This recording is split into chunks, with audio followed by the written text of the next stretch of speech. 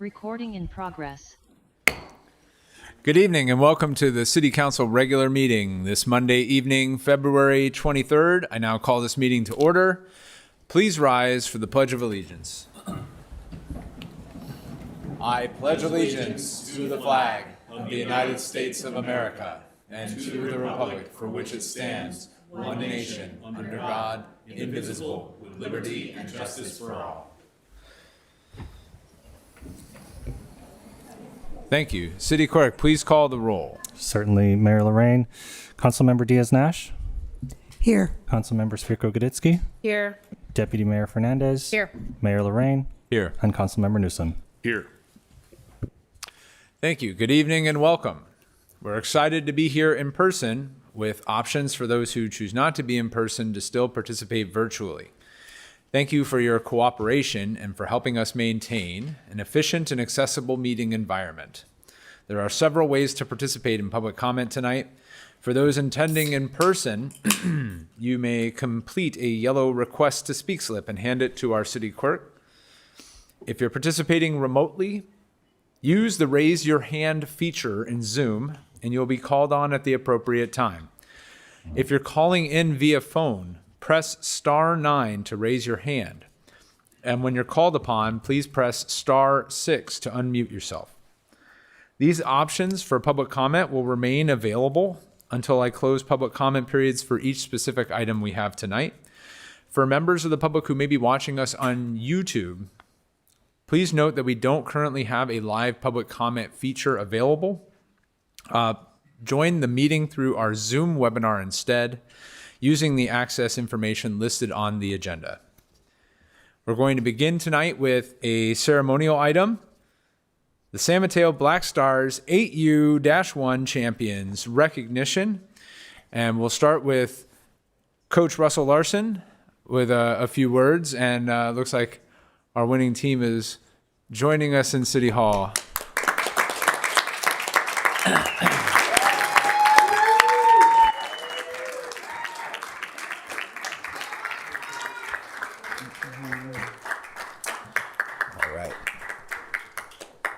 Thank you very much for having our team here tonight. I prepared a couple words, shouldn't take too awful long. I'm Coach Zach.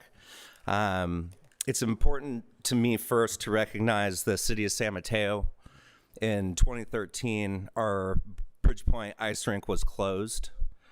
The boards, the glass, Zamboni, scoreboard, and all were left.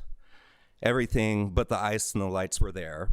As I understand it, the city would not permit a for-profit retail business to replace our rink. Approximately 3 years later, there was ice back at Bridgepoint. I love sharing the story about the ice rink reopening. It's just a story you don't get to hear often. For this reason, I want to give a game puck to the city, as we would not be celebrating a championship without seeing through the Save the Rink movement. Thank you very much from the bottom of all of our hearts.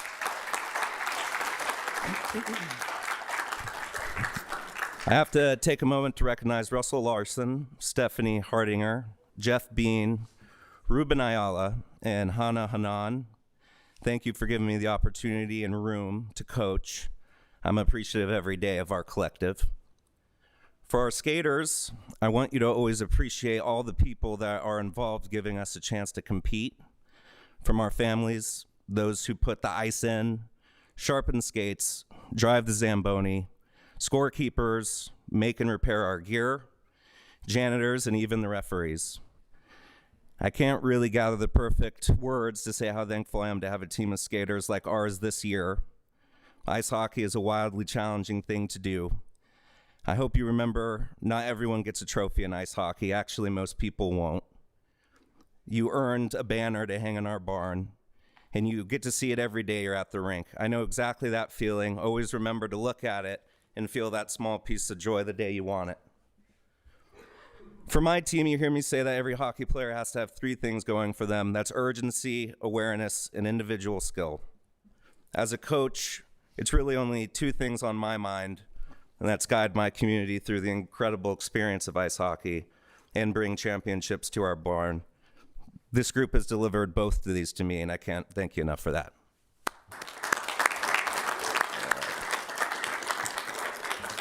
All right, so name time. Yes, I believe now I'll come down and join you as we list off the names of the winning team.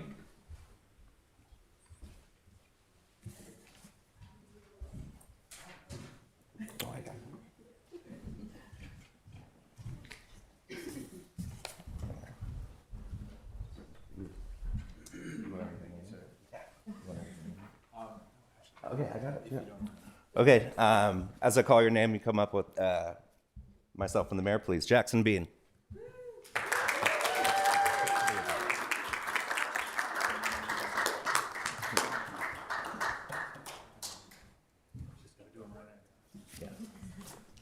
Connor Chen.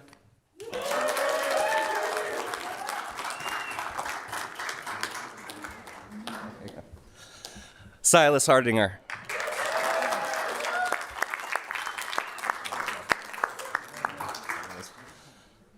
Theodore Larson.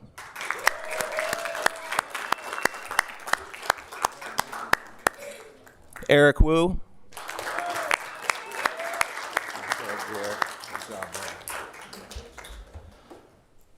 Sebastian Ting couldn't be here.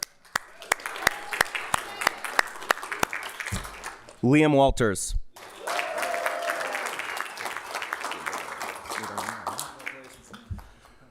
Luke Kurtas.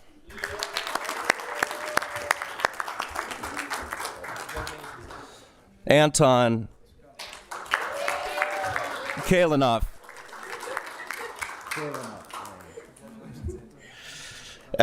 Eddie Spiteri.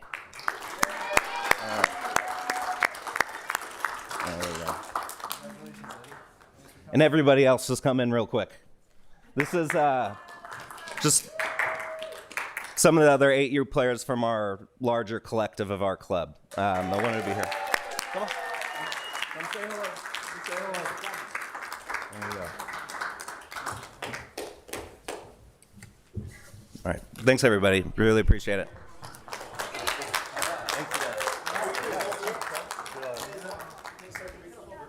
We're going to do a group picture over here.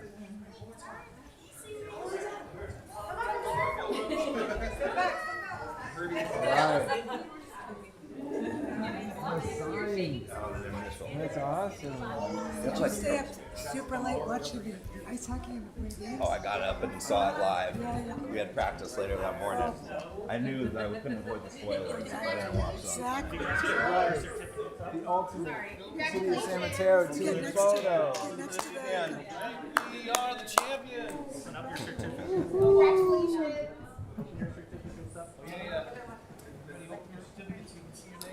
There you go. Okay, everybody say Black Stars. Black Stars! Who are the champions? The So we Black are the Stars. champions. Let's go, Black Stars. Woo!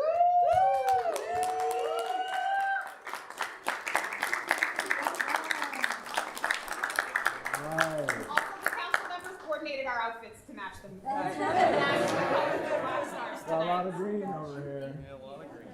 I have a puck, so now I'm green too. Yes. That counts. Thank you for signing this. Yeah. All right, folks. Congratulations. We're going to leave the opposite.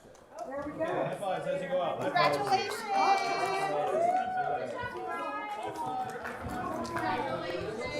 Good luck next year. Thank you. Take care. Really great. That's Thank our you. high five. Yeah. Thank you, parents. Yay! And friends and grandparents and everybody. You too. Yeah.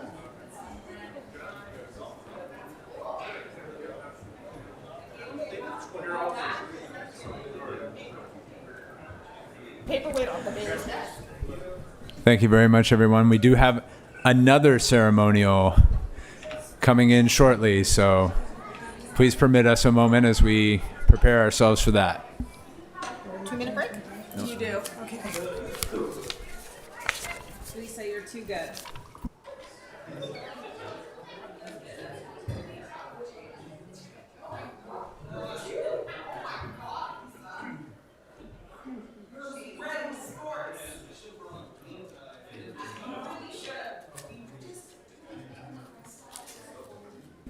Okay, sounds like we're just about ready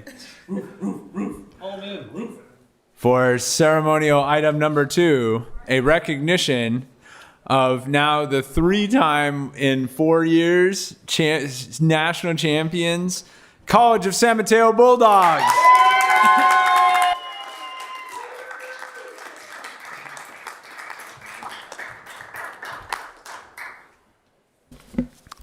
And they are joined by head coach Tom Tulloch. We also have a video that we'd like to play for everyone's enjoyment, a brief video clip that actually aired before the Super Bowl on NBC, and it goes into a bit of the team's journey. So let's listen. Let me know when you want the whistle. Here we go. Our guys are the ultimate underdog story, each and every one of them. They weren't the 5-star recruits out of high school. Our guys are the young men with something to prove. Our guys are Madden-esque, for sure. I like the finish, kid. Just up the road from Santa Clara, in the shadows of Super Bowl 60, the legacy of John Madden is fueling one of the best community college football teams in America. The College of San Mateo Bulldogs, national champions in 2022 and again in 24. Coach Madden, what he gave the game of football is immeasurable. We have to continue here to carry that on. And boom, the ball's there. Before Madden was a broadcaster or a Super Bowl winning coach or had anything to do with the video game, he was an offensive lineman at the College of San Mateo back in 1954. Last year, when the Madden family learned that the football program needed financial support to maintain its large coaching staff, it requested a meeting with the team. Dad always wanted to help young people, have a chance in life. So we just came in and said, hey, we can handle this for you. They were grateful. They didn't seem to feel entitled in any way. That's a type of player that John wanted to help. She spoke a lot about her husband, and she just really encouraged us to just keep doing what we're doing. And I think that speaks volumes about the kind of people that they are. When these kids were juniors in high school, they dreamed about Division I college. But there's a reason that they ended up at CSM. They needed a little more film, they needed some money, they needed some guidance. Something was missing. And so by supporting CSM, you're basically supporting 120 second chances. Funding from the John Madden Foundation has helped keep the Bulldogs family together. Many of the assistant coaches were once players themselves and stuck around to pay it forward. They serve as success stories for the current players, many of whom have endured hardships like hunger and homelessness. When I was around probably 10 years old, my father got locked up. That took a big toll on me and my family. So I grew up in kind of like a toxic, abusive household. The thing that shocked me the most when I first got here was how much the players have in common, how much we could relate to one another. In December, the College of San Mateo reached the championship game again. A win would give them a third national title in 4 years.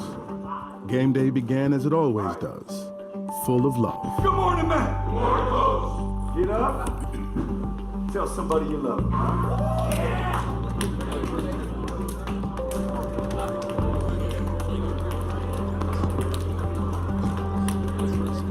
People don't really realize how close we are, and that's the biggest thing I'd say is it's more of like a family. It's our family versus their team. There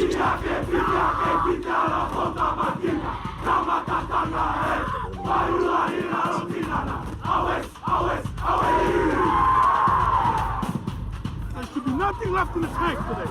There should be nothing left in the tank today. Quick offense through the middle, into the end zone. And a big hit. And they're off to the races. Touchdown, Rustlers! After 59 and a half minutes of football, the Bulldogs led by 1 point and needed to stop a 2-point conversion to clinch the championship. One of the best offenses in the country against the best defense in the country.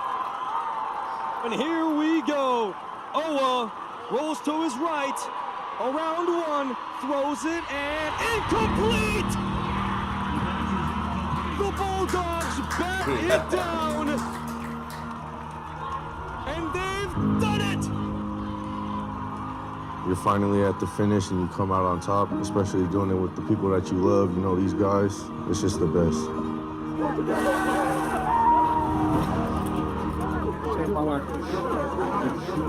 You did it. Holy smokes, man. You did it. Come on. You're a champ. This is crazy.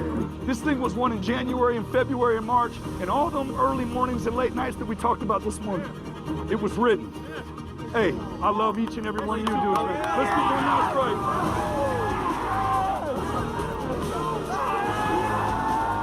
Everybody that's in that field just wants to play for all the right reasons, and it's just refreshing as hell to be a part of it.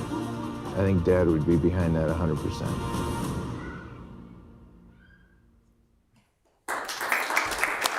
Hi, I'm Mike Tirico, and thanks for watching. Say a few words. Please. Is that okay? Of course. All right. Good evening. Buenas noches. Buenas noches. Members of City Council, muchísimas gracias por la invitación esta noche. Thank you sincerely for tonight's invitation to speak with you all. My name is Manuel Alejandro Perez, and I am the college president for the College of San Mateo. I'm very happy to once again be standing before you with notes of congratulations and accolades for our scholar athletes, our men's football team, and our community of coaches, staff, and administrators that make all of this magic happen. Now, I have to be honest with each of you this evening. I was struggling a bit to find the words to share with you all this evening. And mostly I was struggling because it was rooted in the fact that I was just here 1 year ago. It seems like just yesterday I shared with you about how our scholar athletes won state and national championship titles, that our scholar athletes do it while regularly maintaining high GPAs and even break through the 4.0 GPA barriers. I was here last year telling you of the amazing academic success of our learning community, of the impact and the beautiful stories of our athletes.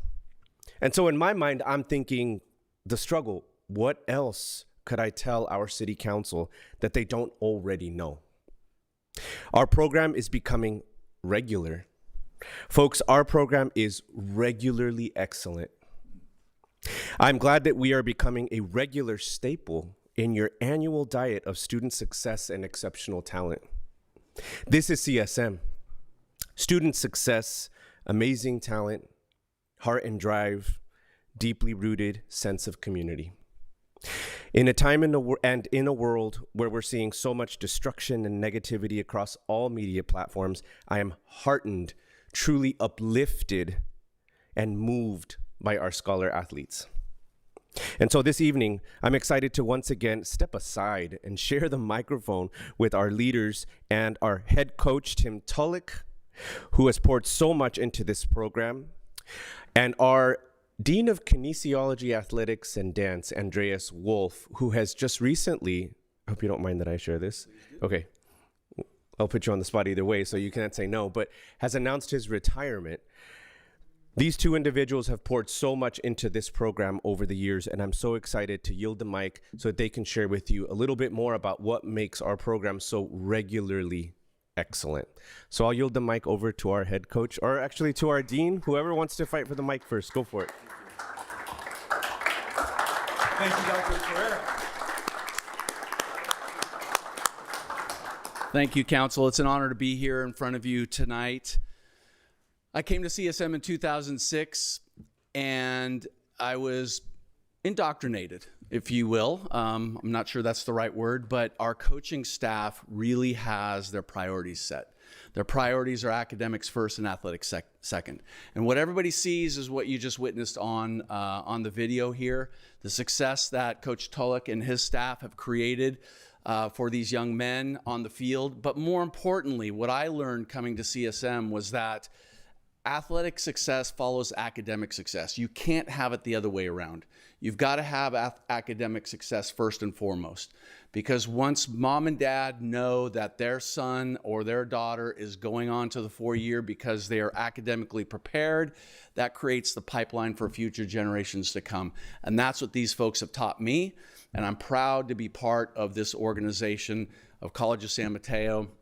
We have brand new, I don't want to say brand new, but we have new leadership who have supported all of our programs exponentially more than I can even imagine, and appreciate their support. And so it goes without saying that all these young men in front of you are both academically prepared and athletically prepared, and that is what I'm most proud of, that we see them moving on, and ultimately we are making collectively generational changes. And that, to me, I can walk off into the sunset on June 30th and be proud of the accomplishments that we as a team have created for our young men and women who have been part of our program. So without further ado, I'm going to transfer this over to Coach Tulloch and let him say a few words.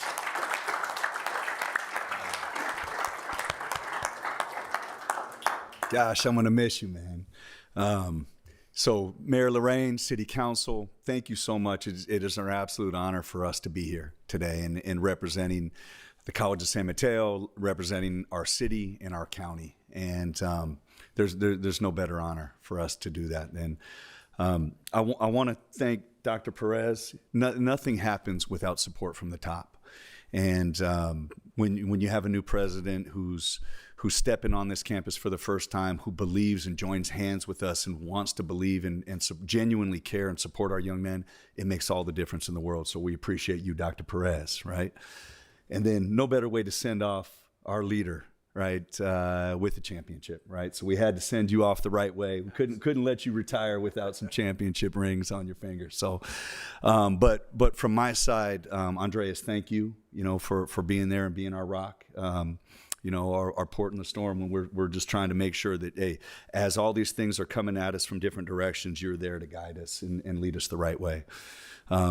This team right here etched its name in history, right? 3 out of 4 national championships, and this team went back to back, right? The first time we've ever done that in the history of the school in since 1922, 103 years of playing football.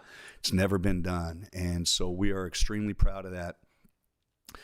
From my side, this starts 100% with our coaching staff. So a big shout out to the coaching staff, to our coaches.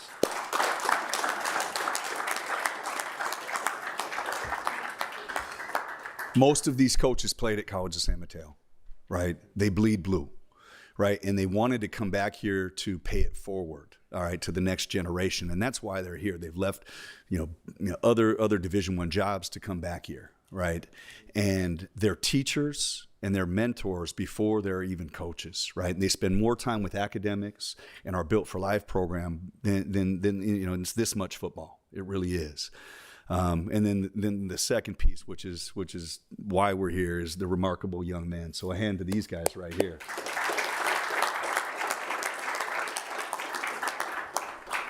Right. Humble beginnings, most of them. Grateful, hardworking, and everyone sees the wins and everyone sees the championships. What I see is I see them, hold the door for somebody or say thank you or push their chair in or how they treat somebody. And I see them punch in early and I see them stay late each and every day working at it. And so I see great young men. Everyone sees the wins on the field, but I see everything else. And most of these young men have overcome, remarkable hardships to be here and to do what we do every day. We're demanding, like we ask a lot, and they deliver each and every day. And so it's no surprise for me that this team etched its name in history and has left a legacy here at the College of San Mateo. So shout out to you guys. And again, thank you so much for letting us come back here. All right. Yep. All right, guys, come up for a pick, huh? We're going to do one at a time, so you guys want to come over here, and the mayor's going to... You want the whole group up? We're going to do one at a time, so we're going to have each player, if you could just call the names, each We'll do a group picture. Okay, Kilo. Let's just do the sophomores. Kilo. Yep. You guys, one at a time. Okay, shake. Then we'll do a group picture. Okay. All right. Congratulations. And thanks for All right, Dallas, come on up. Yeah. Good. Bruce.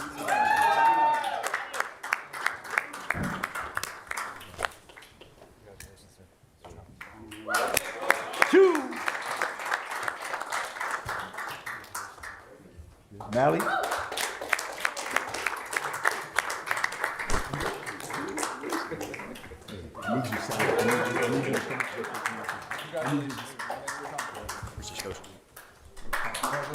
And that's it. No, just the sophomores. Okay. Just do a group picture? Yeah, group picture. Okay, good. Everybody up for a group photo. Find a space wherever you can. Feel free to go up and the back as well. Stars in front. Congratulations, you guys. Thank you so much. Thank you, Nicole. So good to see you. I know. Thank you so much. Appreciate you. Some more over here, guys. Come on over here. I mean, come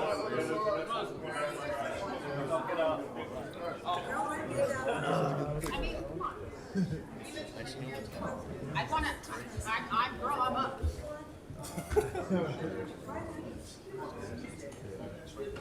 Short side over here. Short side of the couch. Hey, everybody say Bulldogs! Bulldogs! All right, everybody say, see you next year. Yeah.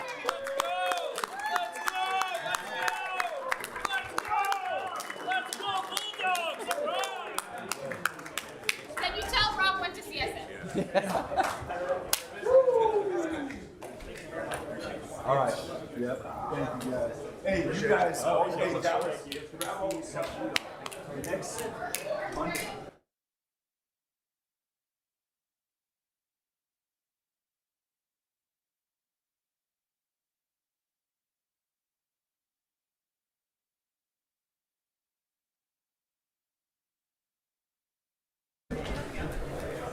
Okay, folks, thank you. We're actually, at this time, going to take a brief recess before moving on to our business items. So what time we come back? 2 minutes.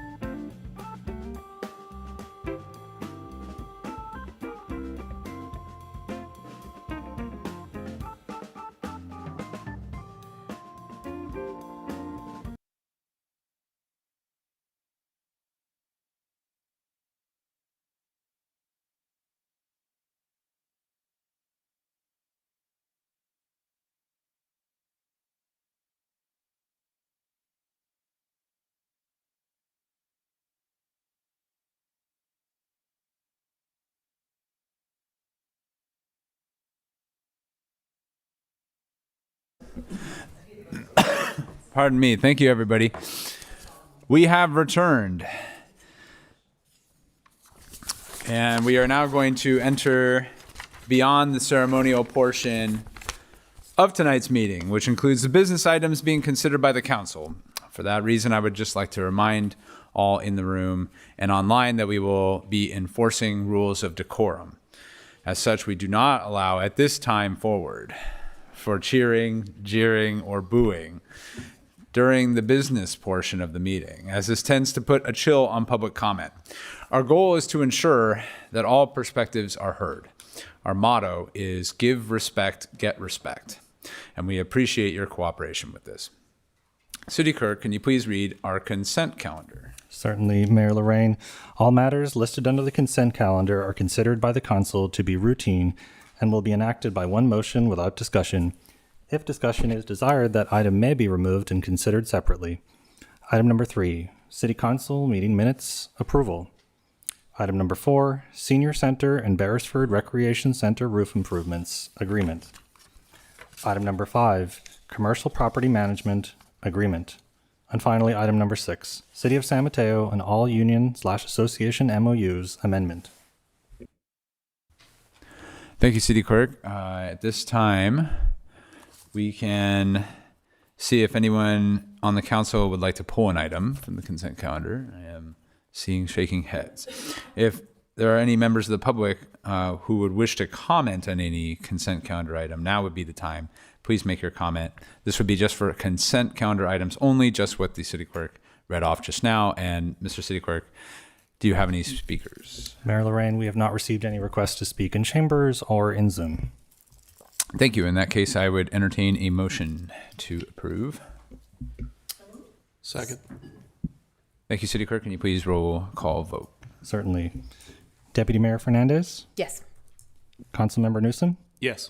Councilmember Diaz-Nash? Yes. Councilmember Svirko-Goditsky? Yes. And Mayor Lorraine? Yes. The motion carries 5-0. Thank you. Next on the agenda would be general public comment. This is for items that are not currently on our agenda tonight. Members of the public wishing to comment on any such item may address the City Council at this time. State law prevents City Council from taking action on any matter that's not on our agenda, but your comments may be referred to staff for follow-up. This public comment section is generally limited to a total of 15 minutes, but that is subject to council's discretion and can be extended if council wishes to do so. If needed, an opportunity for additional public comment may also be provided later in our agenda. Mr. City Clerk, can you please tally the total number of requests to speak on general public comment? Certainly, Mayor Lorraine. Currently, I have a total of 3 requests to speak, 1 in chambers and 2 in our virtual environment. Excuse me. We're still receiving requests to speak. We have a total of 7 requests to speak for general public comment. Again, these are for items not on the agenda.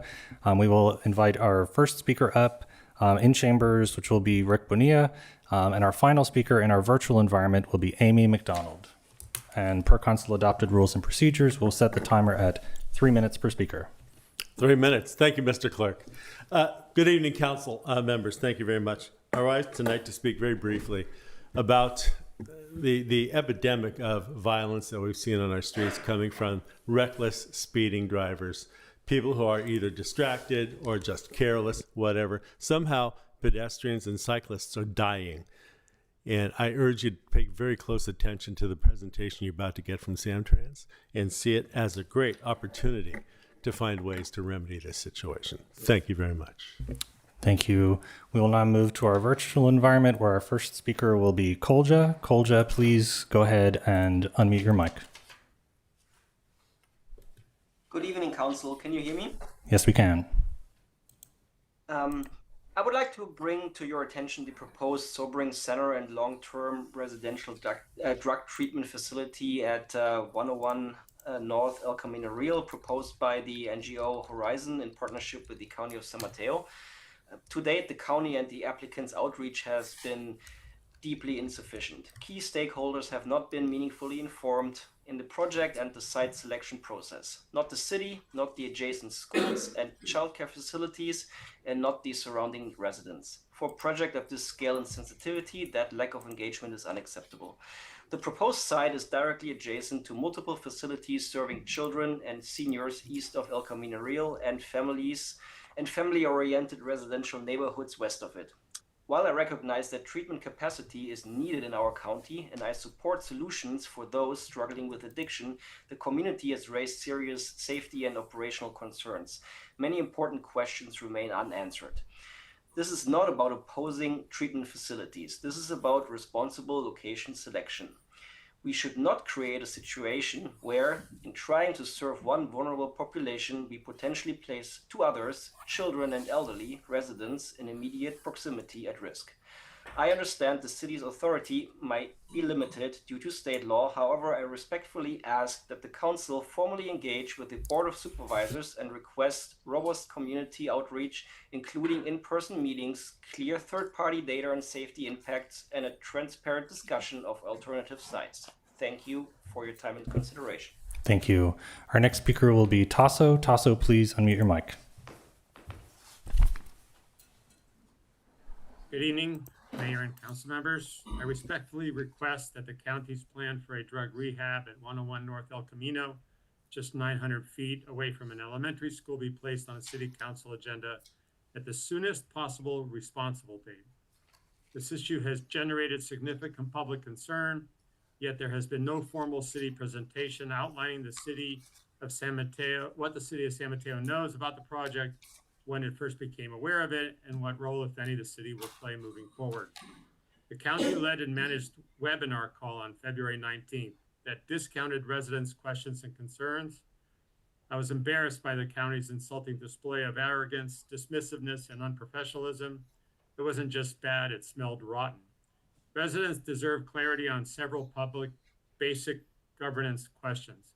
When was the city first notified of this proposal? Which departments have reviewed it? Has the planning or community development department evaluated zoning or land use implications? Where are their findings and reports? Does the city anticipate permits, discretionary approvals, or regulatory reviews? What authority does the city have and not have in relation to this project? To be clear, I'm not asking the city to simply ask the county to come make a speech. I and others are already talking to the county and will engage them equally about their records. Right now, information is fragmented and largely coming from outside entities. That creates confusion and distrust. This is not about taking a position tonight for or against. It is about transparency, jurisdictional clarity, and responsible governance. The city should formally agendize this matter, present the city's factual timeline, explain the city's role, and allow city residents public input. Our community should not have to piece together critical land use information through informal channels and questionable county representation.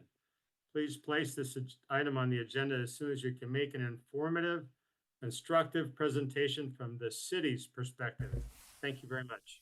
Thank you. Our next speaker will be Kathy Milligan. Kathy, please unmute your mic.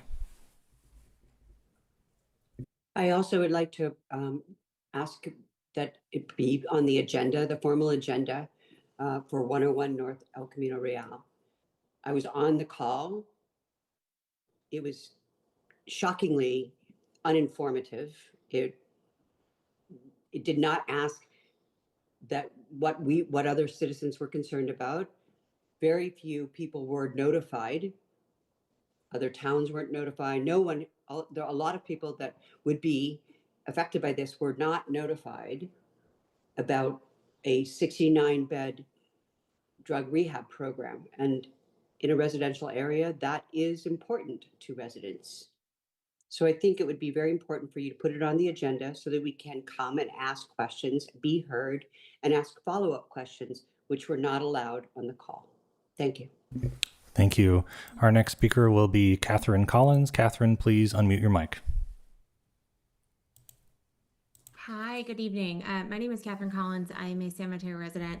I'm a parent of 3 children who attend the Episcopal Day School, which is 900 feet from the proposed Horizon Recovery Campus at 101 North El Camino Real. While I absolutely support expanding behavioral health and substance use treatment services in our community, what the county is doing here is absolutely wrong. My concern is not about treatment itself, but about appropriate site selection. This proposal would place a sobering, detox, and residential treatment services in proximity to an elementary school where 280 young children learn, play, and walk to school each day. Facilities serving individuals in such acute stages of intoxication or withdrawal should not be sited so close to a school environment, nor should they be sited so close to a downtown and so far away from emergency services, which are not offered in downtown San Mateo, and so far away from police and fire services. Again, far away from this site. I'm also concerned that residents, our school community, and adjacent stakeholders received little to no meaningful notice before this proposal advanced, which took place in the third and fourth quarters of 2025. No one adjacent to the site was noticed until early February 2026. How is that possible? Please add this to the agenda for the next city council session so that this community and the people that you serve who will be negatively affected by this use in this location can have a right to voice their opinion. We cannot let the county bring this into our community. This will negatively affect the city of San Mateo and its residents. Thank you. Thank you. And our final speaker for general public comment will be Christina Johnson. Christina, please unmute your mic. Hello, my name is Christina Johnson, also a resident of San Mateo. I live on El Cerrito, very close to this proposed site that has been spoken about by the last three speakers. I just want to echo their sentiments and also request the city pay close attention and get involved in this very important community issue. And with that, I will pass it to the next person. Thank you, Christina. You are the final speaker. Mayor Lorraine, that concludes public comment. Thank you very much. Yes, Councilmember Speaker Gudisky. Oh, I think we said. I see. Thank you through the mayor, and thank you to everyone who made general public comment. I think the city manager maybe could be helpful in talking to us about what exactly this project is and what the city's actual abilities are and jurisdiction about this, and what the county's role and responsibility is, as much as you can during general public comment. Okay, I can kind of give a brief update. And so this past Thursday, Horizon, which is a nonprofit that runs behavioral health facilities, they have one in the city off of Palm Avenue currently, but they're looking at creating a new behavioral health facility that's with 69 beds over at 101 North East El Camino. They're utilizing AB 531, that's Assembly Bill 531, which is state law, which allows by right approval of a facility. And so the site that they're looking at would be, I believe we've looked into it, and so it does check all the boxes to be a by right approval. So the city is limited over the jurisdiction. They must approve the project outside of just design specs of the facility itself. They've teamed up with the County of San Mateo as a partner, and they've submitted a grant to the Housing Community Development Department with the state of California with this site in mind to develop the 69-bed facility. They're waiting for a response to their grant application. If they do get approved, at that point is when they would submit an application, a development application, and that's where the city then gets involved in processing that application for the new development at 101 Northeast El, or is it 101? North El Camino. North El Camino.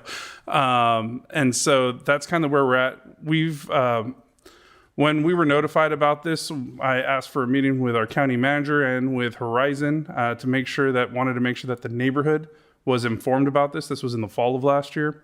And really requested and advocated that there be a community meeting, and hence, fast forward to this time, they had a meeting on Thursday, this past Thursday. And so With that, that's where we're hearing a lot more response from our residents in the neighborhood. And that's what you're hearing this evening, wanting to have more information as to what's going on with this project, which is led by the Horizon, the nonprofit.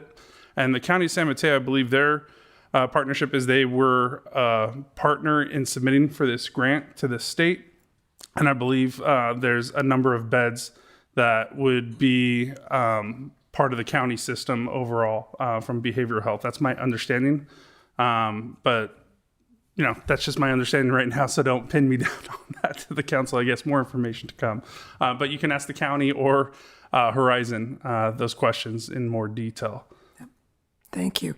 I think the only other thing that the public should know at this point is that the county's role also is to approve a $2 million amount of money to Horizon for this project, which would be the local match for the grant that they are going to the state to submit. So I think during reports and announcements, we can have further discussion or requests about what can be done, but I wanted to make sure that some of the basic information was shared.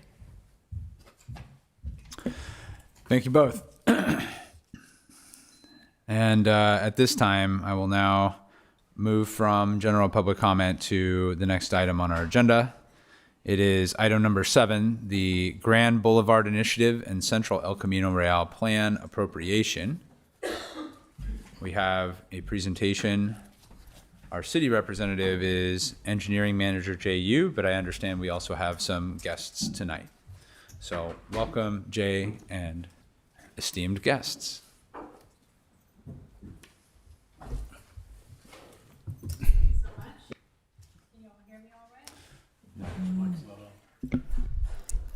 Can you hear me now? Excellent. Thank you so much for having us today. My name is Cassie Halls. I'm the manager of major corridors at Samtrans, and I'm joined by Ingrid Ballas-Armant, who is our consultant team at Fair and Peers helping us with this effort.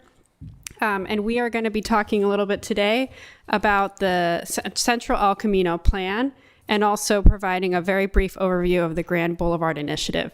And I just wanted to make sure I said that we have presented to the Sustainability and Infrastructure Committee twice so far. So we presented an introduction to this project in May, and we also presented on the Grand Boulevard Initiative in October when we did our roadshow.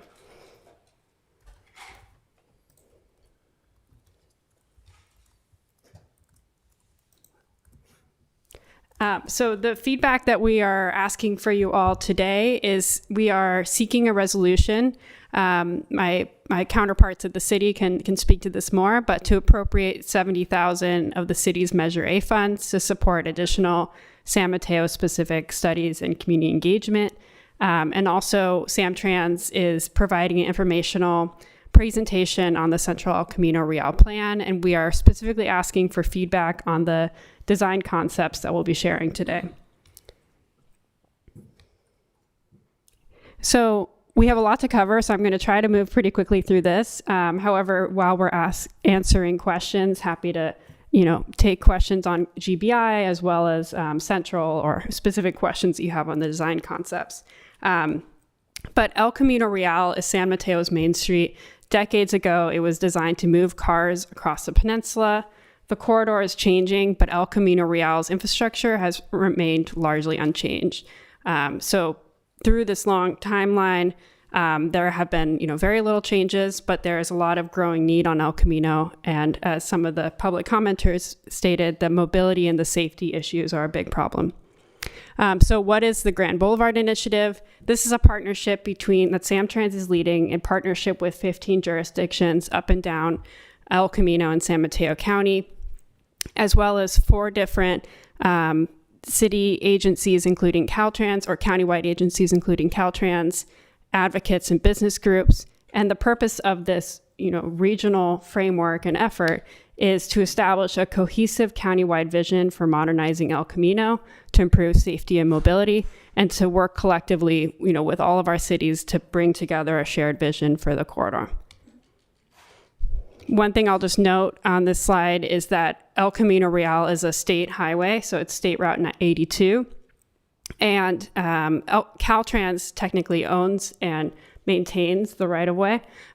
So we are able to lead a process in partnership with cities to make improvements, but we have to have Caltrans at the table because they are the owner and maintainer of the right-of-way. So our vision is a safe and vibrant street where people of all ages and abilities can travel comfortably. And GBI builds on a lot of local corridor studies that are currently underway. So we are at an exciting point in San Mateo County where every city along El Camino is looking to make improvements. I think, over the last 2 decades, they've consistently heard from constituents, from people traveling in the corridor, that it's unsafe, that it's, a challenge to bike and walk and take transit on. And there's just a lot of, growing need for new ways of using the corridor. And what we are trying to do with this Central El Camino plan is we are developing a local vision in partnership with San Mateo, San Carlos, Belmont, and a portion of Redwood City to bring forward a local vision for the Central County segment of El Camino. And then in parallel to that, GBI is serving as a forum for collaboration and continuity across local studies like the Central El Camino plan. And it's worth noting that there are studies up and down the corridor, and so a lot of cities are making similar decisions right now. Overall, the GBI effort is going to cost up to $1 billion, not the specific plan that I'm talking about to you today, but for the whole 25-mile stretch of El Camino and making the streetscape redesign. This is going to take a big effort, and it's really important that we're all in this together. Cities aren't trying to go at it alone and make improvements on El Camino. By working with Samtrans as well as the TA and Caltrans, we're able to access larger grants, and with the full corridor, we're able to be eligible for those grants and, access these funds more easily. And one thing I'll just note is that through the SMCTA Measure A and W program, we're able to fund up to 50% of the total project costs. So that's $500 million. And then with the remaining $500 million, we'll be seeking federal, state, and regional opportunities in partnership with cities. All right, so I just gave you a super high-level overview of GBI, but now we're going into the Central El Camino Real Multimodal Plan, which is specific for the cities of San Mateo, Belmont, San Carlos, and Redwood City.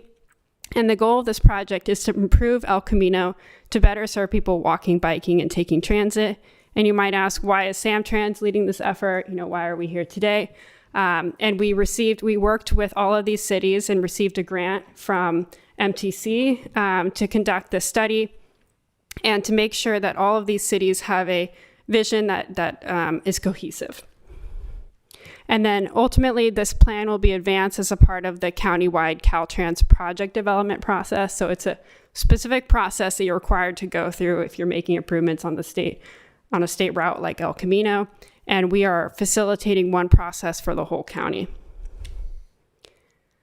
The Central El Camino plan is also very closely in alignment with San Mateo's General Plan 2040. And we also build on all of San Mateo's efforts that are either past or currently underway, including the TOD Pedestrian Access Plan, the Bicycle Master Plan, and the ongoing Complete Streets Plan. I'll also mention that there is a Caltrans repaving project. I'm throwing a lot of projects at you, but there is currently a Caltrans repaving project in San Mateo. These projects are really just focused on improving the pavement condition. However, there are often some limited complete streets or accessibility improvements that are included. So for example, they're doing over 100 curb ramp upgrades. They're also adding some new traffic signals or improving traffic signals that currently exist. And they're adding some pedestrian high beacons as well. We have been working closely in partnership with the city on providing feedback and encouraging Caltrans to include additional components. But it's worth noting that this project is very limited in scope, and that's why we have to lead this broader effort, because these projects really just focus on trying to repair the road. So the Central El Camino plan, we started this in early last year. And now we are getting to about a midpoint in the plan where we're currently asking for community input on conceptual alternatives. We'll be wrapping up the plan by the end of the calendar year. And then what we'll be doing is we'll be taking the outputs of the plan, so the narrowed down alternatives that are selected, and those will be going into that GBI Caltrans process that I mentioned. And then this is just a higher level view. So even though we're wrapping up the Central El Camino plan by the end of this year, this longer process, the full corridor redesign, is going to take anywhere from 6 to 10 years. 6 would be, very ambitious, but that would maybe be certain segments that could be delivered in that timeline. The Caltrans process is very extensive and requires very detailed analysis, full examination of all the travel impacts, things like that. And the main point here is that in the segment that's called PA&ED, which is basically the design point of the plan, that's when San Mateo needs to make decisions on what their preferred alternative is. So right now we have a lot of time. We'll be, sharing these different concept alternatives with you, and we have until 2027 to 2028 to actually make the decision about which alternative we want to advance through this process. I'll just speak to really quickly some of the city outreach that has already been done that we incorporated in this plan and that we are consistently hearing, both from, the past outreach that has been done, but also in current outreach, we're hearing a lot of similar themes. So issues related to safety and connectivity for walking and biking, challenges in crossing or walking on El Camino, and then also safety concerns related to speeding, dangerous driving, and pedestrian crossings. We've also done pretty extensive data analysis as a part of the GBI broader efforts. We've spent about a year creating what's called a feasibility study, which we called our GBI action plan. And we looked at, for the whole 25-mile corridor, travel patterns, looking at cell phone data, looking at housing and development growth projections, collisions, parking supply utilization on El Camino, existing and planned biking facilities, and also a demographic and equity analysis. Specific for the Central El Camino plan, we did outreach most recently during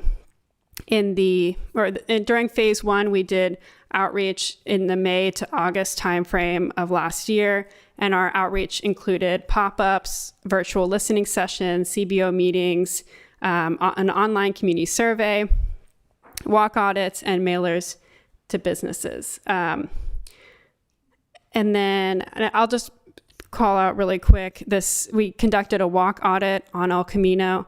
It's great to have Mayor Lorraine join us. Thank you for doing that. And it was a great way to get people to take photos and write comments about the conditions on the sidewalk, for example, or when crossing the street.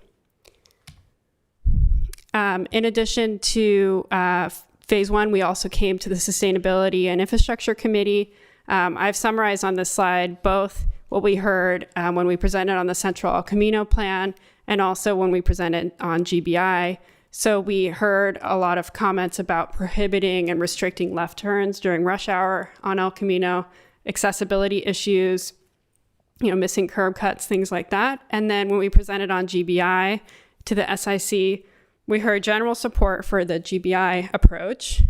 We did hear concerns about long project timelines and also issues related to poor pavement conditions, challenges related to protected bike lanes due to parking or lane removal trade-offs, which we'll be talking about a bit today. I just wanted to provide an opportunity to include a couple takeaways and also some quotes from people who took the survey in San Mateo. Some people said sidewalks are too narrow in front of businesses. The I-92 area is not hospitable for pedestrians and bicyclists. They made a comment about one crosswalk in particular. They said, this is scary, lots of high-speed traffic. So these are some of the experiences of people who are filling out this phase 1 survey. But generally what we heard is that congestion along El Camino is a problem leading up to US 101. There's a need for separated bike facilities, unsafe crossings, narrow sidewalks, similar to what I said already, a need for bus stop amenities, as well as just better infrastructure for buses. And in San Mateo specifically, we had over 300 interactive map comments in our phase 1 of engagement, and respondents noted poor pavement and visibility and need for improved bus connectivity to Caltrain.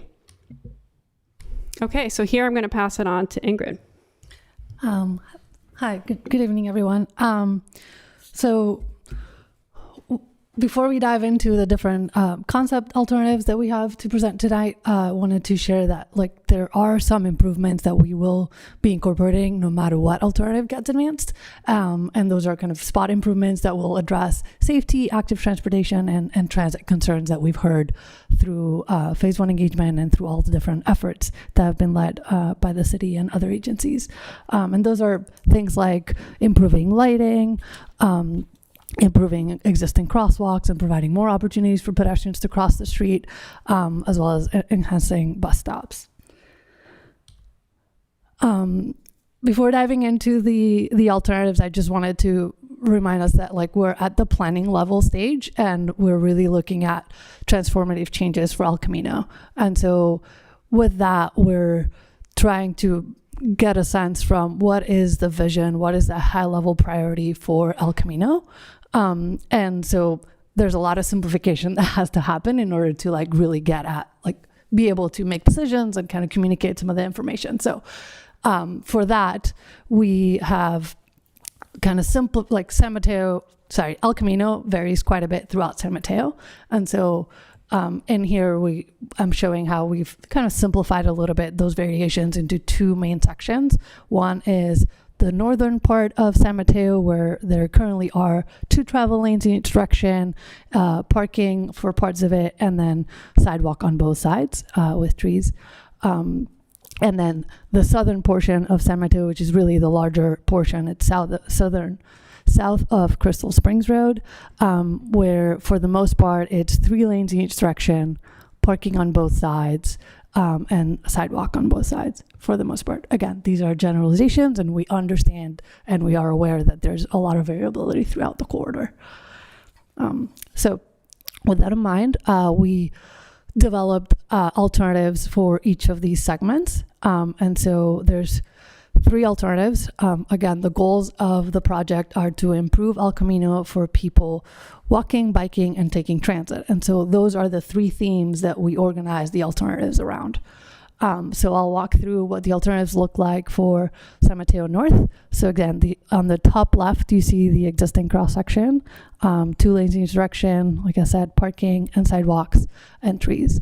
On the top right, you can see what the transit alternative would look like, which would add a left turn pockets and maintain the rest of things the same. This would likely improve transit bus travel time, vehicle and operation travel time, and improve safety for all modes. And the trade-off for this one would be parking loss.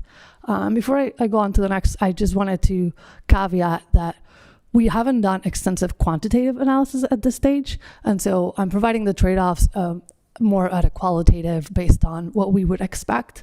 But later in the process, we would do much more quantitative analysis. Okay, moving on to the pedestrian alternative in the bottom left corner, that would be the same as existing because there's very limited right-of-way here. So there's not a lot of additional changes that we could make at a core segment level. And then the bicycle alternative on the bottom right would add separated bike facilities, which would improve bike safety and comfort on the corridor. And the trade-offs for that one would be parking loss and loss of trees. Moving on to the southern portion of El Camino. On the top left, you have the existing conditions. So today you have 3 lanes in each direction, parking on both sides for parts of it, as well as sidewalks on both sides. The transit alternative on the top right would convert one of the vehicle lanes into bus-only lanes in both directions. which would improve bus travel time and reliability. It would add medians and widen sidewalks, which would improve safety for all modes, as well as enhance pedestrian comfort. And it would also add trees. On the bottom left, you have, and the trade-offs for this one would be parking loss, likely longer vehicle travel times, and it would require bikes to use parallel routes to travel north-south through San Mateo. On the bottom left, you have the pedestrian alternative. This alternative would widen sidewalks and provide a wide median, which would improve safety for all modes, enhance pedestrian comfort, and add trees. This alternative maintains the 3 vehicle lanes that exist today. The trade-offs for this one, it would be parking loss, and that cyclists would have to use parallel routes to travel north-south. The third alternative is the bicycle alternative on the bottom right. This one would add separated bike facilities, which would improve bike safety and comfort. It adds a wide median and widens sidewalks slightly, which would improve safety overall and would enhance pedestrian comfort and add trees on the corridor. The trade-offs for this one would be parking loss, as well as worsened bus speed and reliability, and slower vehicle speeds. That was a lot of information, so I'm happy to answer more questions later, or go back to this if needed. For the whole corridor, we did evaluate the alternatives based on 8 topics that we developed together with Samtrans and city staff for the 3 cities. And then what you see here on the right is basically the evaluation for each of these alternatives, showing low, medium, or high. So high means that the alternative meets all the criteria under that particular topic. Low means that it doesn't meet any of the criteria, and medium means it meets some of those criteria. So for example, if we look at the effect of the alternatives on people riding transit, which is about in the middle of the table there, you see the existing conditions would score low, the transit alternative would score high, the pedestrian alternative would score medium, and the bicycle alternative would score low. You'll see that the item on the bottom is community input, and that's because we will incorporate that after this phase of engagement. We will incorporate the rating for that.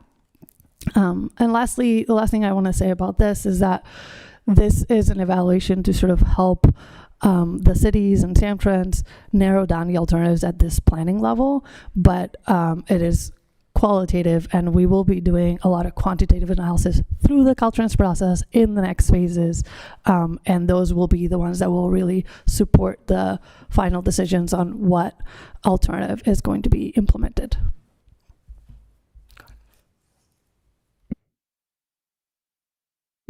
I gave Ingrid all the hard stuff to present.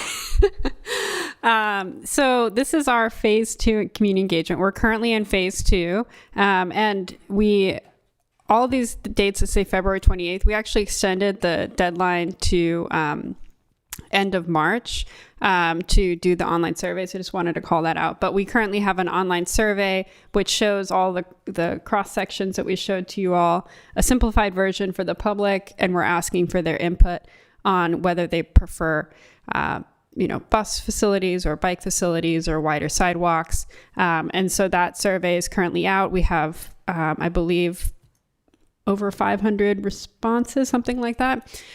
So very excited to see all of the results that come in. We also have done community-based organization meeting outreach, so focus engagement with these community-based organizations in San Mateo, as well as in San Carlos, Belmont, and Redwood City. We also did 2 pop-ups at the San Mateo Downtown Library in January and February. We did some virtual listening sessions, including a virtual listening session with seniors and people with disabilities, as well as a business-focused listening session with DSMA, the Downtown San Mateo Association. We sent out business mailers to all the businesses on El Camino Real south of 2nd Street to invite them to the business listening session. And we have a virtual community workshop this Thursday for anyone who isn't able to attend the in-person events. And then just to give you a high-level overview of what we're asking for today versus what we'll be asking for in the future. As I mentioned, from January to March, we're doing this phase 2 engagement. We are just asking for your input right now on the concept alternatives and what you think of each one and kind of the pros and cons. In phase 3, which is going to be in the August to September timeframe, that is when we start to narrow down alternatives. And that's in part why the City of San Mateo asked for these additional funds in order to support. I'll move to that slide really quickly and go back. But in order to support additional community engagement efforts, including expanding the parking occupancy study on El Camino Real, including off-street parking and cross-street parking, on-street parking, and then also door-to-door engagement for businesses and a gathering of additional feedback. So we'll be working closely with San Mateo to do that additional outreach, and then we'll be narrowing down alternatives. Ultimately, it's 2027 to 2028 when San Mateo needs to make a decision to select a preferred alternative. So we have a fair amount of time to get all that input, to do pretty extensive analysis as we go through the project approvals and environmental document. And in that PA and ED phase, we'll also be doing detailed traffic analysis. So this is a revisit of the first slide I showed you. Looking forward to hearing all of your feedback on the concept alternatives. Thank you so much. Thank you. And at this point, I'd like to start with opening this item for public comment. So anyone in City Hall who would like to give a comment, please turn in a yellow speaker slip. If you're online, remote, please raise your hand at this time. City Clerk, can you please tally your speakers? Certainly. We have a total of 3 requests to speak on this item. We have a total of 4 requests to speak on this item. That'll set the timer at 3 minutes per speaker. And our final speaker on this item will be Jordan Grimes. We will begin with Seema Patel.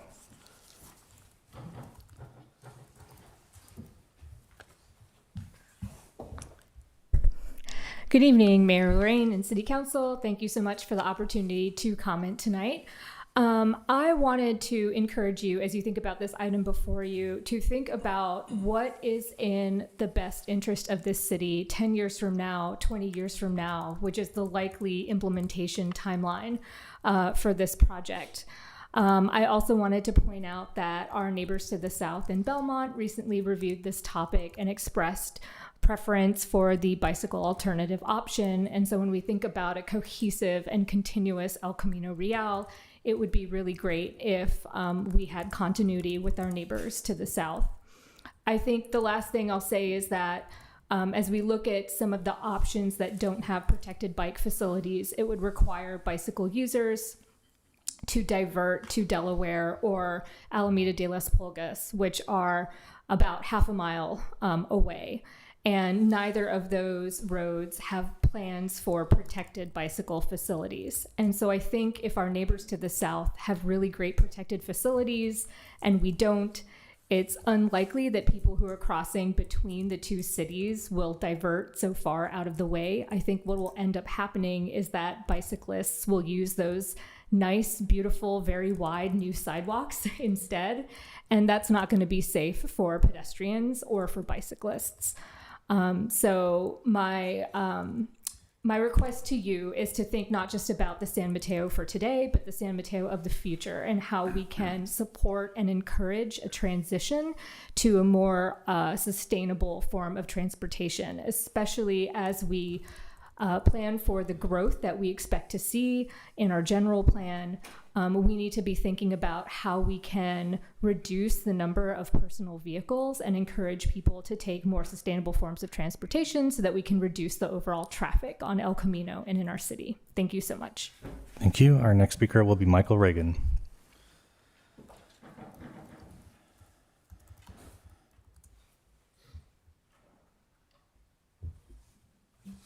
Good evening. Wasn't going to speak, but when this topic came up about bicycle lanes on El Camino, protected bike lanes, that means eliminating all parking on El Camino. All the parking along those businesses will disappear. They're talking about parking lots. There's no place to put a parking lot. I served on that bicycle citizens committee back 17, 18. There was no talk about El Camino. When you talk about bikes, I'm a bike rider. Bike riding is, when you use the word safety and bike riding, they don't really work together. Riding a bike on any street where there's cars is a dangerous proposition. And to use a state route, 82, as a bicycle route, to me is really almost asking for trouble. You're putting bikes basically next to buses. I do believe that we do need to improve our bus services all the way up and down the peninsula. I think it's really inferior. I think that's why a lot of people don't use it, because we don't have the proper to maximize people's usage of the buses and that type of thing. So it does need to be improved, and I would encourage that.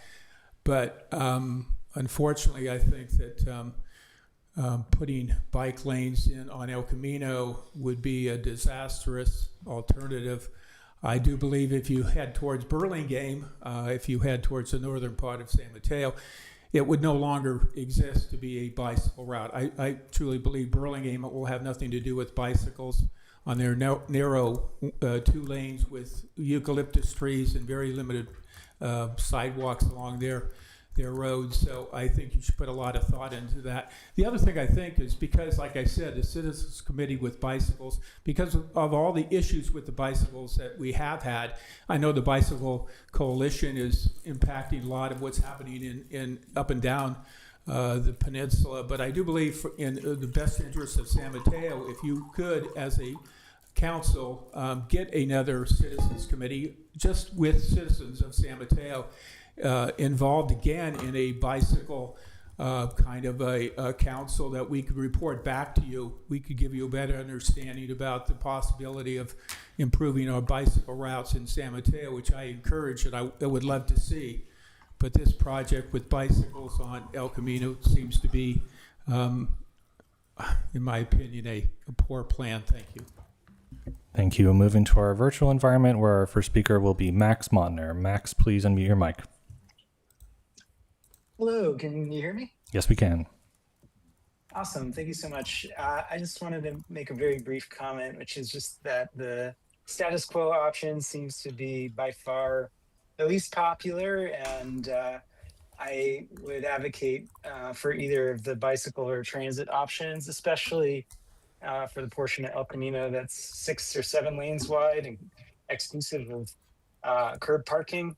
There's just a tremendous amount of excess roadway real estate. I myself and members of my household, the 3 of us, live a block off El Camino and frequently use the El Camino Real route bus. I should say I'm speaking on my own behalf, even though I'm a Samtrans CAC member.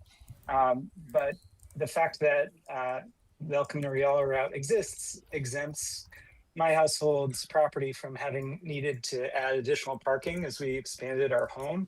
So there's going to be a lot more of that, whether it's ADUs or multifamily developments along the corridor. So I do think, like Seema suggested, this is a very long-term 10-year out construction timeline. So please consider that as you weigh the attractive alternatives versus the status quo. Thanks. Thank you. And our final speaker on this item will be Jordan Grimes. Jordan, please unmute your mic. Good evening, Council, Honorable Mayor.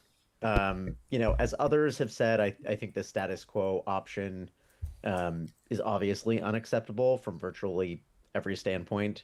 It's completely misaligned with and prohibits us from meeting our goals, the goals of the General Plan 2040, but also, our broader goals in terms of moving people through the city, in terms of climate specifically. It's hard looking at this and thinking that just the balkanization of the peninsula hamstrings us once again. We do need to be thinking about the future. And I understand the perspective of the bicycle folks. I am one of them, myself. But I do really think in this instance, we need to pursue the transit option.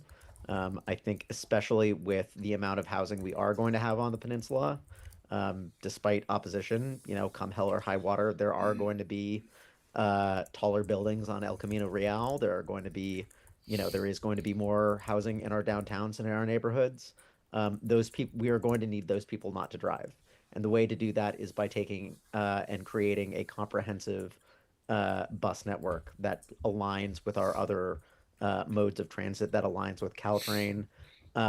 If you look at what San Francisco has done with the Muni system, it is absolutely possible to create a high capacity bus network, but only if you give buses priority in terms of geospatial allowances. So I think bus lanes along El Camino are going to be incredibly important. And I would say I hope the council will not only consider the option that allows for bus lanes, but also consider pushing our neighbors to commit to similar plans. So thank you very much. Thank you. Mayor Lorraine, that concludes public comment. Thank you very much. At this time, I'd ask council members if they have questions or comments. I do.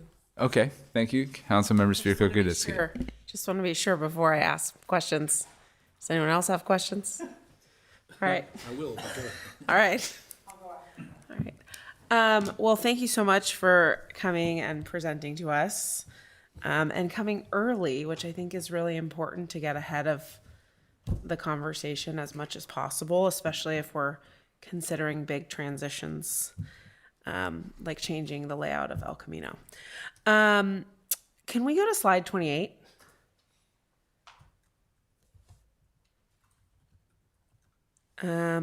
So if I look at this slide, I'm just curious, what role will Caltrain play in the final decision, and how might their point of view impact the outcome? That's a great question. So Caltrans is the ultimate decision maker. However, that's not super clear what we mean by that. So this is a process that Samtrans is leading in partnership with all the cities. We are actively using Caltrans's guidelines. They've created all these new guidelines based on complete streets, transit, and biking. And we're making sure to use those guidelines as well as, best practices, other guidelines that exist. And ultimately, we are trying as hard as possible to encourage Caltrans to see this as a very unique corridor. It's not like other highways in the state. It is a main street for the peninsula. There's a lot of multimodal travel that's happening on the corridor, and Caltrans needs to think differently than they have in the past about how to make improvements on a corridor like El Camino. And so we are, Caltrans is ultimately the one making the decision, but we're really trying to push them in a direction where they are prioritizing people walking, biking, and taking transit on the corridor. Yeah, I guess just to be very blunt, hypothetically, let's say the community overwhelmingly comes back with, we want like bicycle lanes and transit. And then their agency says, hey, that's great, but this is what we want to do. Like, what happens then? Yeah, this is a great question. And this is why we're here now. This is why we're asking for input early. This is the whole point of all this plan and all the work that Samtrans has been doing through GBI is to, by the time we hit the Caltrans process, have a very good idea of what are the community priorities, what are the different cities' priorities, so that we can go in and present the alternatives that align with that, rather than, because Samtrans and who's going to be the sponsor of the process is going to be defining the alternatives, and then Caltrans make the decision, but only on the alternatives that are presented to them. And so does that make sense? Yeah. So Okay. that's why it's important and helpful for us to get all the input now, so that we're presenting Caltrans only the pieces that really align with what people want. And then specific to those outcomes, what will communication look like to the public? That's a great question. So throughout the Caltrans process, it's a long process and it's going to be difficult to keep people engaged. I showed you a timeline on a previous slide, but by the time we're actually seeing these improvements, it might be 8 to 10 years from now. So it's throughout each phase. Caltrans has some requirements of what we're going to do, but we're going to go beyond that and make sure that we're keeping both the Grand Boulevard Initiative group that has all the cities and all the advocates and stakeholders involved throughout the process. We currently meet quarterly, and then we will also be doing public engagement that's very extensive in this. It's probably going to take like 5 minutes to go back to it, but during this PA and ED phase, when we actually have to make the decision of like, what are we going to put on the corridor? What is our preferred alternative for San Mateo? That is when we're going to be doing very extensive engagement and partnership with the city. And we don't know exactly what that will look like right now, but it's going to be, doing more thorough analysis of all of the, parking, all the traffic operations, the block by block information that we'll have. At this point, we're just very high level. So, for example, you don't know right now how many parking spots could be potentially removed under each alternative. No, we don't currently know that. We have done a parking utilization study, so we have an idea of how utilized the on-street parking on El Camino is. And we know that for San Mateo, it's like about 4.5 mile long, El Camino in San Mateo, and about half of that has parking on both sides or one side. So that's kind of high level to give you a perspective of how much of the corridor currently has parking. Do you know when you're making these kind of alternatives, like what's your criteria in terms of travel time, safety, or like bus speed gains, and what that looks like for all of the different alternatives? Can you repeat the question? I'm not sure what you're asking. So in terms of if you go to the 4 alternatives. Do you want me to go to the evaluation slide? Would that be right. Yeah. So looking at So like looking at these options, right? Option S-A1 has bus lane. Mm-hmm. Like, do we know how much faster the speed would be versus if we had pedestrians on a larger sidewalk versus a bike lane? Yeah, great question. We don't right now have quantifiable measures for that. We know at a high level kind of what the trade-offs are, and I'm happy to kind of go through those for each of the alternatives. We understand that if you put bus-only lanes, that will really help bus speed and reliability. We understand that if you put bike facilities, that will help, like separated bike facilities, that will help bike safety. That if you're going from 3 general travel lanes to 2 travel lanes, that will probably increase delay for vehicles. Like those things, that's like at a high level, but we haven't quantified that. Those things will be quantified through the Caltrans process in the PA&ED phase, like Cassie was mentioning, when much more detailed analysis will happen. One thing I'll just add is normally for bus lanes, like what we're proposing in San Mateo, it's about 15 to 20% travel time savings just from the transit lane. And that it equates to higher reliability improvements. Maybe the bus is traveling, 20% faster, but it's creating a lot of downstream positive impacts because we're not seeing the same variability in travel times where people are having to leave their house, an extra 15 minutes early so that they're able to arrive to work on time. Okay. And then I know you're here about the 70,000. So in terms of meaningful outreach to businesses, seniors, transit dependent residents, and non-English communities, like what of that 70,000, what gap are we closing? Councilmember, hello, good evening. I could go ahead and speak to that. That is a city proposal in terms of appropriation. Mm-hmm. So we've learned a lot recently in terms of the outreach that's needed for a community. So for the $70,000, what we're really proposing is, one, you saw it in the presentation, we want to do an in-depth parking analysis, parking occupancy, not only studying El Camino as a whole in the 3 sections, but we also want to understand what it means in terms of spillover in the scenario that parking is removed. So that's what we're going to do. We also want to study, in addition, how much basically offsite or in private lots supply there really is on El Camino in terms of the businesses. And then we've learned a lot in other projects. We're definitely going to do multiple languages in terms of mailers. We are going to do some targeted surveys to get real good data coming back in, specifically on some of the businesses on El Camino. So we've kind of incorporated that right now. We wish we would have caught that earlier. But again, we're learning as we go, and we feel like this is the level of depth that's needed for council to make a decision at the end of the day. Thank you. Thank you. I do have some other thoughts and questions, but I'll wait. Apologies. Could I also add in a little bit? Thank you, Jay. And thank Hi, you, Charles C. Councilmember. Hi. Charles C. Chang with CM Trans. I also wanted to just expand a little bit on the community engagement that we did for the businesses. We did go to the DSMA, the Downtown San Mateo Association, as well as the Chamber San Mateo. But I also wanted to talk about our survey, and all our materials were in all 3 languages, English, Spanish, and Simplified Chinese. We also led a lot of community engagement with our senior groups, our community-based organizations. We had a Spanish-focused listening session at Catholic Charities on 37th and El Camino. We have engaged with self-help for the elderly at Central Park with Chinese materials. We have also done a number of different listening sessions with other groups within San Mateo as well. Thank you. Thank you. Councilmember Newsom, please feel free. And thank you, Councilmember Spiro-Kudisky. We'll come back to you. Thank you for a great presentation. To start, and I think we've already touched on this a little, I'm curious, do we have an idea of how many restaurants and businesses we have in the city of San Mateo on the El Camino Real?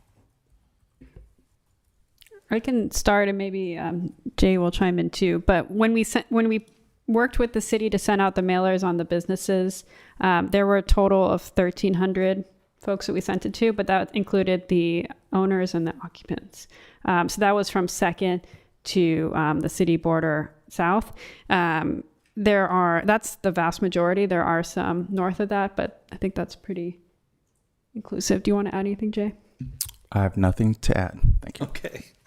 I guess my question along those lines would be, would it be possible, or do we think that as part of this process we can survey each business to find if they have any parking lot, alley behind the parking, or any other parking, or if they're strictly limited to El Camino Real? Yeah, I can answer that. I have something to add. Yes, that will be included in the $70,000. That's something that staff will be analyzing in parallel with Samtrans. Okay, and I know that the alleyways that run, particularly in the southern part of El Camino Real, behind the businesses on El Camino Real, I know that the alleyways are not city maintained. So as part of this, perhaps we can look at if we were to be removing some of the street parking or all of the street parking on El Camino Real, if we could help fund the repaving and improvements of the alleyways behind the businesses for a parking alternative. A lot of them don't have parking lots per se. They just have, alleyways with maybe 2 parking spaces, But it would be helpful, since we're going to be spending a lot of money on paving, it would be helpful to see if we could try to identify what those alleyways are, and that's my suggestion on that. You mentioned that there is some work being done now. Are there any safety improvements that we can highlight or talk about that are going to be implemented in this early phase of repaving El Camino Real? Yes, I can speak to that briefly. So there's currently this repaving effort underway that will be completed in 2030, which is not as fast as you probably would like to see. But that will include 2 pedestrian hybrid beacons, one at Monte Diablo and one at 10th Avenue, and then also those traffic signal upgrades and curb ramp upgrades. We're also trying to have them include other spot improvements in addition to that, at 17th, for example. But one of the key things that we told them early in the project is that they wanted to put a pedestrian hybrid beacon at Chesterton rather than Monte Diablo. And it didn't make as much sense in terms of the volumes, and Monte Diablo seemed like a better location. So we're giving them a lot of input throughout the process. Okay. And thinking through in my head where these are. So 10th is most likely to cross over for where St. Matthew's Catholic School is. Correct. would we consider looking at 9th as opposed to 10th, or is that an option? Yeah, we can look at that. And then, yeah, as you said, we talked about this in a previous meeting, but we're definitely interested in something in the 17th and 19th area corridor as well. Okay. I think the only other question would be, we're looking in the future. Do we conceive of a time in the future where we have light rail that runs down the El Camino Real from north to south, like connecting to Santa Clara? Well, your question was whether that's something in the future. Well, do we anticipate that we may at some point have the return to light rail? Because in the 1900s, there was actually light rail on the El Camino Real and into downtown. And then we moved to automotive cars and stripped all that infrastructure out. And I think, big picture, I think, who knows what's going to happen with autonomous vehicles, but I think there's going to be a day where we see more light rail, we see more autonomous vehicles, and less people in vehicles. And I don't think that that's very far off. So I guess my question is, are we looking at this more 30, 40 years down the road as opposed to just the next 10 years? Yes, so I would say that would be awesome if there were light rail vehicles up and down El Camino. I think with all of the growth projections, we could be in a totally different place in 15, 20 years, and we might need that level of service. Right now, BRT is really the quality that we need on El Camino. I think that what we're focusing on right now is trying to get an incremental improvement on El Camino within the next 10 years. However, we have to repave El Camino every 15, 20 years anyway. We might as well keep dreaming bigger and bigger. And I think as you put in incremental improvements, it helps kind of make it easier to make those next jumps. Thank you. That's all my questions. Thank you, Mr. Mayor. Thank you. Deputy Mayor or Councilmember Diaz-Nash. Thank you very much. Just a couple of questions in addition to what my colleagues have said, and thank you. It was good to see you again. I was at the DSMA meeting when the presentation was made, and it was very short and very rapid and not a lot of time for discussion. So have the other meetings so far been like that? Or because there was a lot of interest in what you had to say, but there wasn't the opportunity to have the kind of engaged conversation that I know you wanted. Yeah, unfortunately, I think that was the first meeting with the new board members, so there was a packed agenda and it was a little bit shortened. So we are going to continue engaging the businesses as we've extended this survey for a month. So we're going to be continuing those conversations, but we did invite them all to the specific business focus group that was happening that Thursday after that meeting, as well as we're going to continue engaging the businesses. I think it's an important conversation that the El Camino strip and the down DSMA might be a little bit different, that those business needs might be different from DSMA's. So we want to see both and understand both needs for the businesses. Yeah, the full strip is much longer. It's not all, but there are a lot of members within DSMA who would be very impacted by this as well. So thank you. So what happens? I mean, a number of people have talked about what if Belmont comes up with a different strategy than San Mateo, than Burlingame? What happens? Yes, I was just going to go to I realize I never finished this slide, but maybe I can weave this into my answer. But ultimately, what we're doing right now is every city is going through a process like this, and they're deciding what alternative they want to advance to this Caltrans process.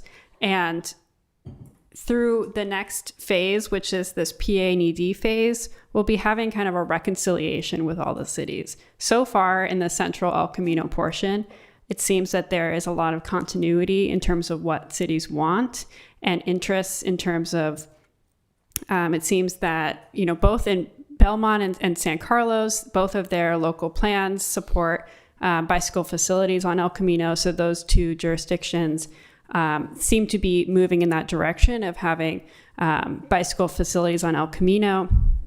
However, each jurisdiction is going to want something slightly different. That's one of the reasons why we have this GBI effort, where we've come up with this universe of options so that it's more constrained. It's not like one city is doing, BRT, and the next city is doing nothing. And then it's just this kind of stop and go experience for people using the corridor.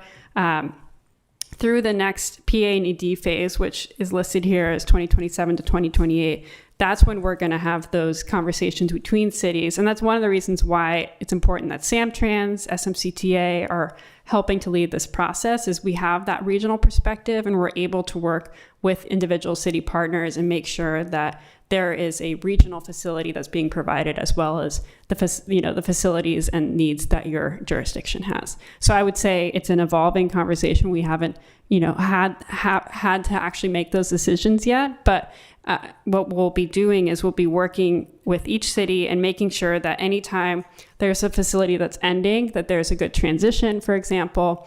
And making sure that as much as possible, there are continuous segments, because there's certain things like, bike lanes aren't really going to work well if it's only half a mile. Bus lanes also need to be more extensive in order to have the impact that we want to see on buses. Okay, you've got a lot of work out in front of you. And in terms of the bus lanes, particularly in the transit option, would we be considering not just bus lanes, but bus lanes that have priority, so they don't have to stop at every stop, light and all that? But that would be. Yeah, no, that's a great point. So we currently have what's called transit signal priority on El Camino, which means that we have extended green lights. Every time the bus comes close to the intersection, it will extend the green light for the buses. And we've relocated through our Reimagine SamTrans, we've relocated a lot of stops from before the intersection to after the intersection. So the bus is able to clear the intersection and take advantage of that transit signal priority before they stop and pick up passengers. That is something we're looking to enhance. We actually have another project where we're trying to figure out how we come up with like a countywide framework for how we're doing more transit signal priority on local streets, for example, as well as improving the existing function of TSP on El Camino. The bus will still need to stop at lights. However, there are more options. Like you can, extend the green. You can also, there's like cloud-based AI, models that are being used. So there's a lot of technology out there that I don't fully understand, but basically it just limits the delay for buses. Yeah, and that obviously should be taken full advantage of. And I appreciate the fact that this is an information feedback session and not a let's make a decision session, because I think we're all very far from that. And I really support the idea of having that additional funding to do the research, particularly to our businesses, to understand what the impact is and how we can support them as well as the various users of El Camino. I also am hopeful that, I know we talked about both the paving project and the near-term things as well as the longer-term things, that we don't let the longer-term big ideas get in the way of actually making the near-term safety things. And as you are very well aware, we've had some very, very tragic things happen along El Camino in the not too distant past, and we really need to make the changes to the situation today, now, and then we can talk about the grand Boulevard. So I really want to make sure that we don't lose focus on the now in terms of the future. And I think those are probably my major questions. As I said, I'm very supportive of doing the research, and I think we really need to listen to our residents and our businesses first. And this is sort of you'll hear this from every presentation in San Mateo. This is our number one principle, and we really haven't had that much input right as of now, the direct input there. And I appreciate the fact that you've gone out and done a lot of pop-up things, and that's great. But we need a lot more engagement before I think I would feel comfortable that the council could say what we should or should not be recommending. But also anything we can do to engage with other cities, I'm all for too, because it really won't work if it's not one strategy, one set of values, one way of doing it. So thank you. Thank you, Deputy Mayor Fernandez. Just one question. So I've been around GBI for a while now. This has existed in some iteration for, I think, 20 years. Just as a sort of a long-term question, we're thinking about investing money, staff time. We've seen momentum come in with GBI and then fade away. And then, so what are we doing to maintain momentum? We're investing potentially $70,000 and millions more when we actually have a cohesive strategy. How do we know that we're not going to lose momentum like we lost in 2010 and 2012 and 2018? That's a great question. And that is the biggest challenge of using the GBI framework is there's both excitement about GBI, but there's also a long history. I think when I started about a year and a half ago, or 2 years now, one of the things that we did is we did extensive engagement with cities and also with people who were involved in GBI in the past. We saw a lot of potential in using the GBI framework or the GBI label, basically, to bring forward a redesign of El Camino. But we also knew that there were some lessons learned from the past. So one of them was there was a pretty big focus previously. So they're trying to cover land use and transportation and housing on El Camino and trying to make a lot of visioning and planning work done. However, there was not as much I think they made a lot of movement in like the housing and land use front. However, on transportation, there was never a coordinated effort to tackle the Caltrans question of like, how are we going to actually deal with Caltrans and how are we going to move this forward? There was less of a focus on implementation for transportation. So what we've done now is we are investing, Samtrans has received a grant and has $400,000 for this study in particular. So we're bringing the money to make this work happen. We also received a $2.5 million grant for the Caltrans project that we are sponsoring. So that will cover the first phase called the project initiation document. And then we are working very closely with the TA to figure out funding for the future phases. And what is great about doing it on a countywide basis is that there's kind of an economy of scale because we're doing one project initiation document for the full 22-mile stretch. We are able to spend $2 million, where if a city did it alone, they might spend $1.5 to $2 million. So I think we are coming at it with a very different perspective now as kind of the lead of this effort, where we really want to make these transportation improvements within the 8 to 10 year time frame, where before it was more of a visioning and planning effort in regards to transportation. So I think in those ways, we have a lot of momentum and we have a lot of funding behind us, and looking ahead, we have already half of the funds secured through the TA. So I think that's very exciting. And Deputy Mayor, one more point I will add is we were focused on San Mateo County. In previous iterations, it was multi-jurisdictional, and San Mateo County is what Samtrans serves, as well as the San Mateo County Transportation Authority.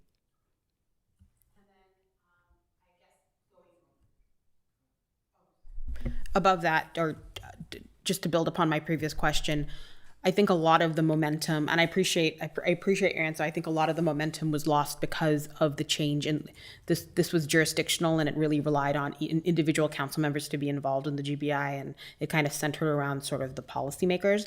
And council members have term limits and choose not to run, and so I'm excited that it is being centered around staff and consistency. So thank you. That's it. Thank you. Councilmember Sviker-Kudisky, would you like, did you have any more you'd like to add? No, I think everybody covered it. I would just echo some of the comments that Councilmember Nash made around wanting to understand more about economic impact, parking elasticity, and then customer behavior trends. But other than that, no, I think I'm good. Thank you. Thank you. I do have a question or two of my own, and pardon me. Okay, let's see here. So, was there ever an option studied that could combine the transit and bike needs together with islands like California Drive and Burlingame?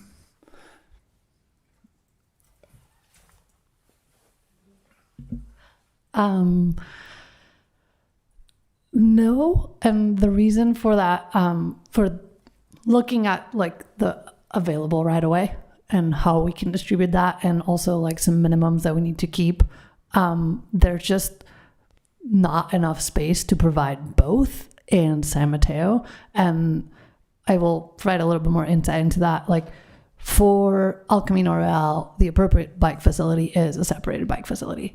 And for that, you would need at least 5 foot for the bike lane and at least 3 feet for the buffer between bikes and travel. So you still need to maintain your, at least 2 vehicle travel lanes in each direction. That was kind of part of the basis for the whole project. And then you put bus lanes.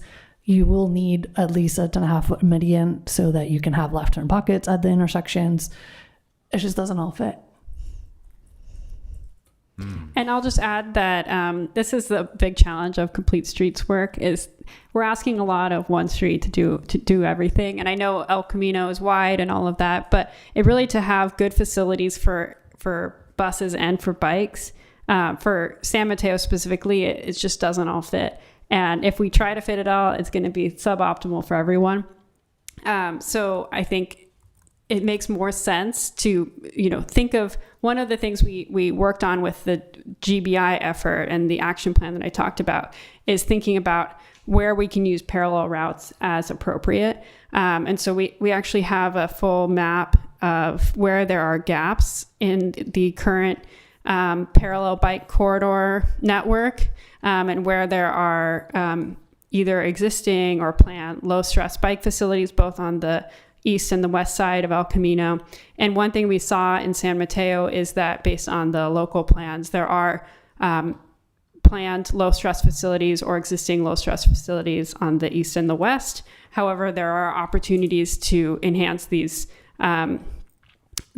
facilities more. And one of the things we can do as a part of GBI is we're working closely with Caltrans on their local effort, their effort that basically makes it so that all the projects that we include in GBI are on this list that get priority for a specific type of funding. And if we identify all the parallel route facilities that we want to be, thought about for that funding source, then we can make sure that, even though we're focused on El Camino, that those efforts are moving forward. So there are parallel efforts to GBI that we can work on. Thank you. Councilmember Speaker. Through the mayor. I think that's one thing I would want to understand if you're studying traffic is like how much will divert into residential streets. And then also like how much longer will peak travel hours potentially increase?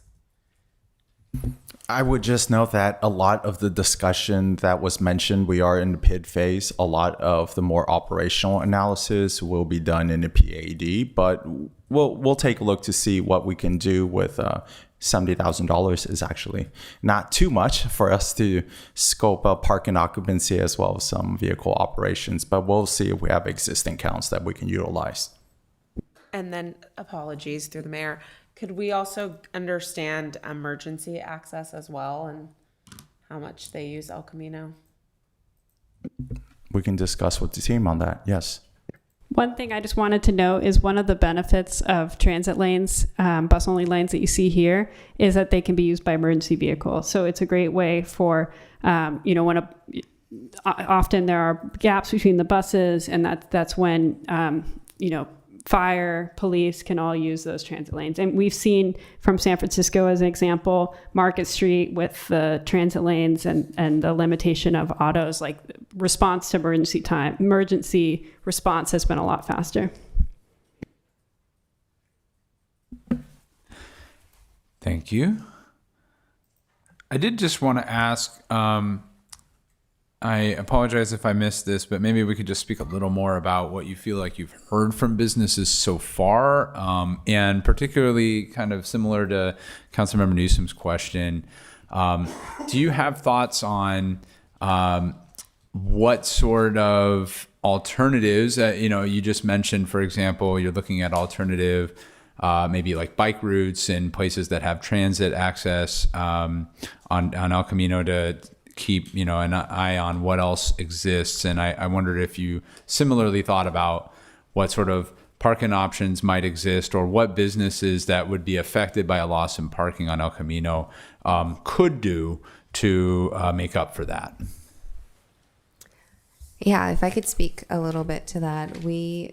In our conversations, and something we want to do more, we engaged also with the Peninsula Multi-Faith Coalition, and we want to engage more with the different churches and places of worship as well along El Camino. They might not be traditionally what we think as businesses, but they usually have a lot of people that go to their places of worship. So we really also want to see, and if we can see this more in the parking study too, or different analyses of how the inside streets might be affected, but particularly with the downtown part, they're more parking in the parking garages, but they are concerned with some of the traffic impacts from the lanes changes, or if there's going to be impacts of construction. So that was mostly of what we were hearing about.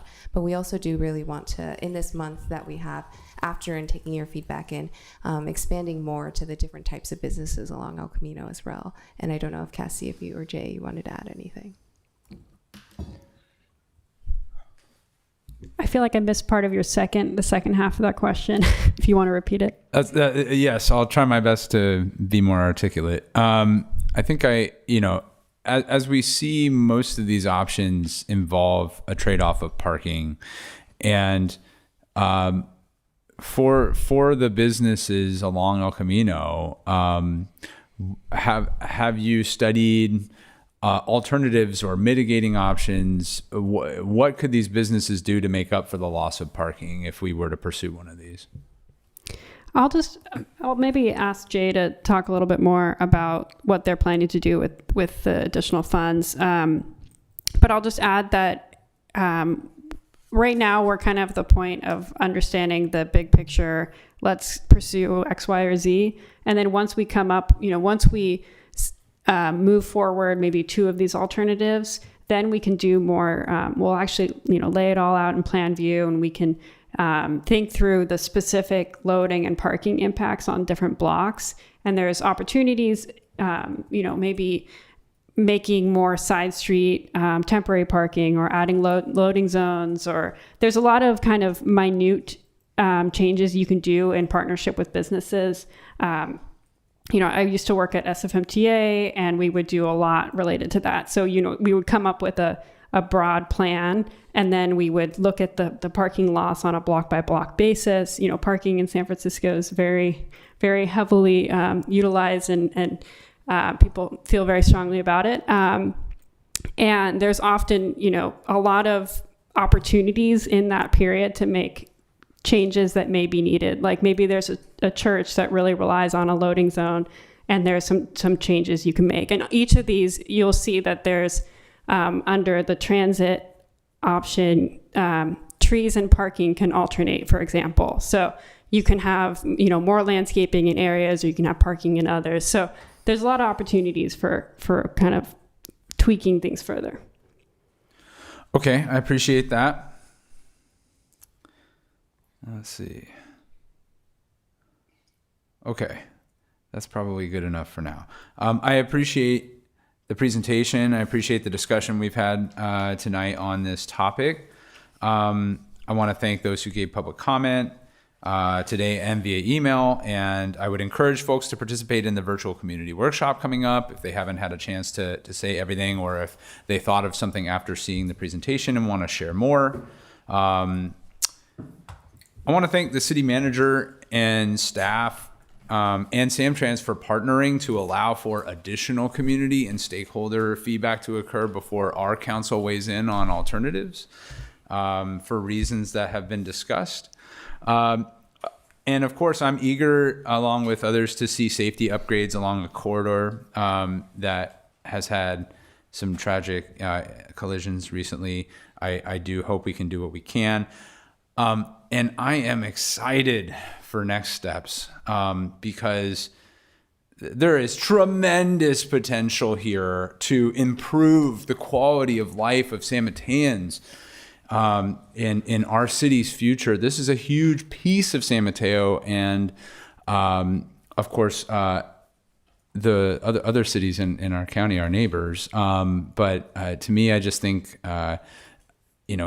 the deputy manager mentioned earlier the momentum earlier behind El Camino, I think, has been because there was and has been and still is tremendous potential to make improvements that could be transformative. And so looking forward to next steps. Councilmember Speaker Gudicki, did you have something? Do you guys have your business cards? You can leave them here. I have a virtual business card. Great. That would be great. Well, because we did get a lot of emails today, but they were more about around bus stop maintenance in San Mateo. And so I'd love to follow up on that as well. Yeah, we did receive a few from staff, and we are starting to go through them now. I mean, I guess before I forget, I will give a little quick feedback too, that I do feel that right now, as I look at these alternatives, generally the transit and bicycle options are appealing to me. I feel like they offer more, as was sort of indicated by the colored graph, more benefits for more people overall. And I did sort of notice in the previous slide that there are benefits for pedestrians as well. Certainly with the bicycle one, I can see that the sidewalk is larger, and the median, of course, is larger as well, which can be helpful for pedestrians crossing El Camino. Very important. So I noticed that even though I think one of the reasons why I'm going in that direction is because I feel like there are still opportunities for pedestrians to get something out of these other alternatives. And I wanted to just check with staff on whether we need a vote for the allocation of 70,000. So I would like to entertain a motion for that, please. I motion. Also, yeah. City Clerk, may we have a roll call vote, please? Certainly. Councilmember Svirko Gudicki? Yeah. Deputy Mayor Fernandez? Yes. Councilmember Diaz-Nash? Yes. Mayor Lorraine? Yes. Councilmember Newsom? Yes. Motion carries 5-0. Thank you all very much. And we will now close this item and move on to our next item. Thank you. That item is item 8, Comprehensive Zoning Code Update Project Direction. We have a presentation from our Community Development Department, including Deputy Director Sung Kwan. And esteemed guests.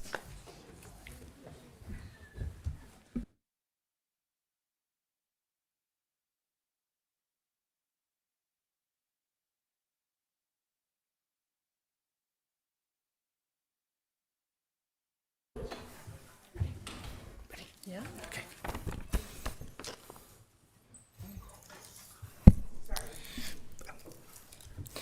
Good evening, Mayor Lorraine and members of the City Council. I'm Sung Kwan, Deputy Director of Community Development, and I'll be presenting an update to the Comprehensive Zoning Code update along with Joanna Jansen from Placeworks. Before I begin, I'd like to acknowledge Associate Planner Fatin Khan, who prepared most of the agenda report and the presentation. This presentation will include a short background of the project, a summary of the outreach completed, next steps for the community outreach strategy, and a few council direction questions. The Strive San Mateo General Plan 2040 was adopted by the city on March 18th, 2024. The voters subsequently passed Measure T in November of 2024. The zoning code update is intended to address several implementing policies and actions in the general plan and update allowances outlined in Measure T. In March of 2025, staff issued a request for proposals for the zoning code update. After evaluating proposals and conducting interviews, staff identified Placeworks as the best qualified to support the zoning code update. On June 16, 2025, the City Council voted to appropriate funding to complete the zoning code update and execute a professional services agreement with Placeworks to support the effort. This included the increased outreach scope and budget, and since then, staff and the PlaceWorks team has been working on the project. Here is the anticipated schedule. We are in Q1. We've done a little bit of outreach already, and Joanna will talk through that a little bit. And we're having study sessions. We'll have more study sessions, more outreach, and we're proposing to bring the final draft zoning code update to Plan Commission and Council in early 2027. And I will hand it over to Joanna to talk more about the outreach we've completed and continued outreach efforts. Great. Thank you so much, Sung. I'm very happy to be here. I'm Joanna Jansen with PlaceWorks. We're the lead consultant on the zoning code update.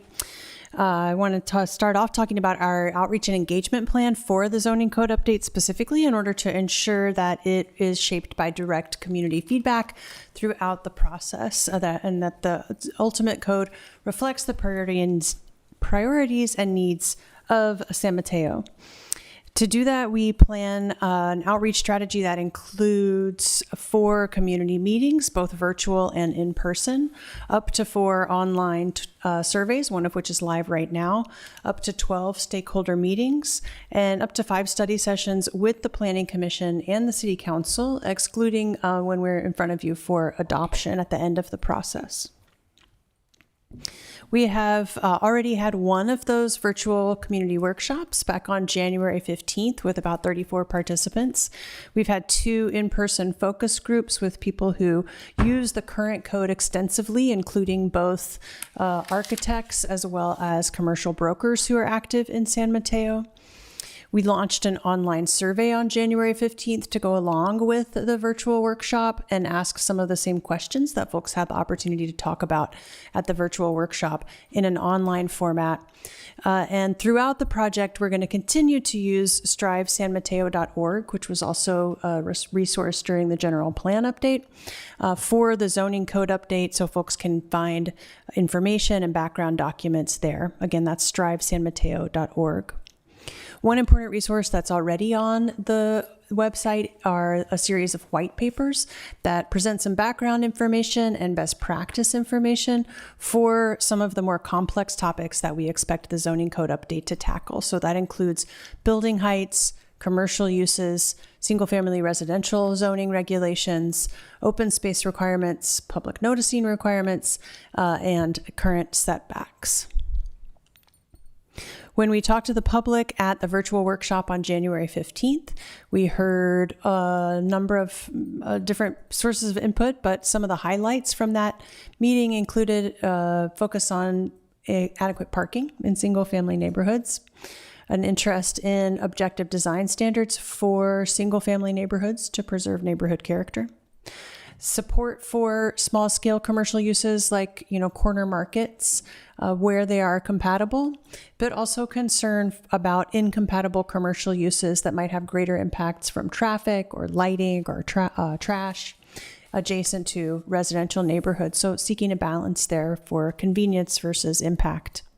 And then finally, an interest in design requirements that reduce building massing, meaning kind of an uninterrupted facade of a building without detail or relief.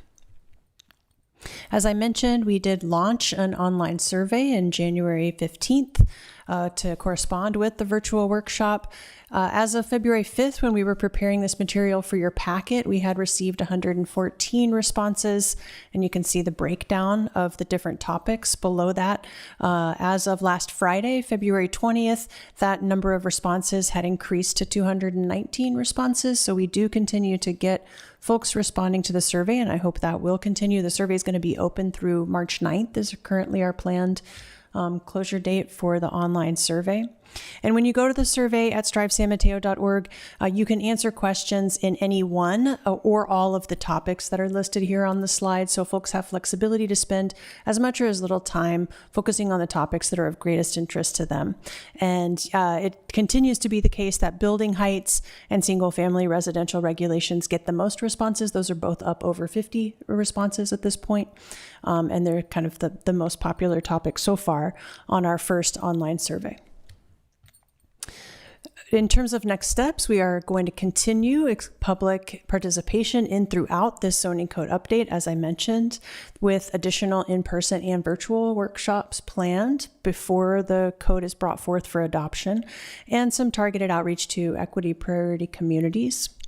We are going to continue to use outreach tools that are well established in the city and have successful reach, including print newsletters and flyers, the city's social media channels, e-news, e-blast, press releases, and again, keeping sanmateo.org updated. Once we have a public review draft of the zoning code, we'll be bringing that forth to the Planning Commission for a series of study sessions with the Planning Commission. And then, of course, when we have a final code ready for adoption, that will go to the Planning Commission first for review and their recommendation, and then come to you for your review and final adoption. Obviously, all of those at public meetings with plenty of time for public comment and input. Right now, we're anticipating that adoption will happen sometime in summer 2027. So we have about a year and a half left of this process. There's still ample time for input. No decisions have been made, and we're looking forward to continuing to hear from you and from the community. And with that, I'll turn it back over to Sunk. Thanks, Joanna. As we move forward with the outreach and the preparation of the zoning code, staff had a few questions for the council. One is if there's any specific direction on the 6 white papers. 2 is if there are any additional topics that should have in-depth analysis. 3, does the proposed outreach engagement plan align with the project objectives and meet council expectations? And 4, if there's any other direction that the council would like to provide to the team as the project moves forward. We can come back to these questions, but this is the end of our presentation. Staff and the Placeworks team is available to answer any questions that the council might have. Thank you.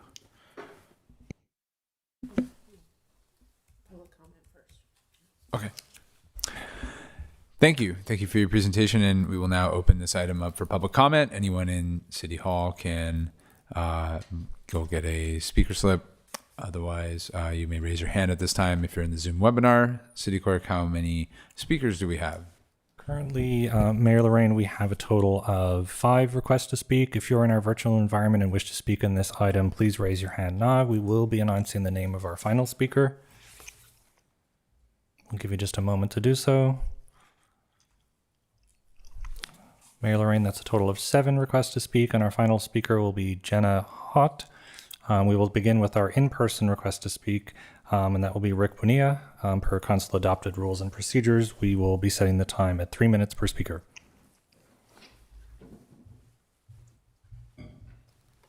Thank you, council members. I feel like I'm living in a lap of luxury with 3 minutes here again. Thank you all very much.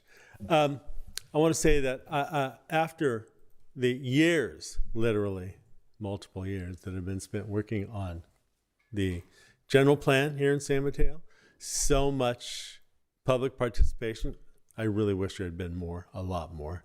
But I find the situation we're in now encouraging, that we have had Measure T, that we have had modern housing laws passed by the legislature, that we have had an outcome with the settlement regarding situations with the housing element.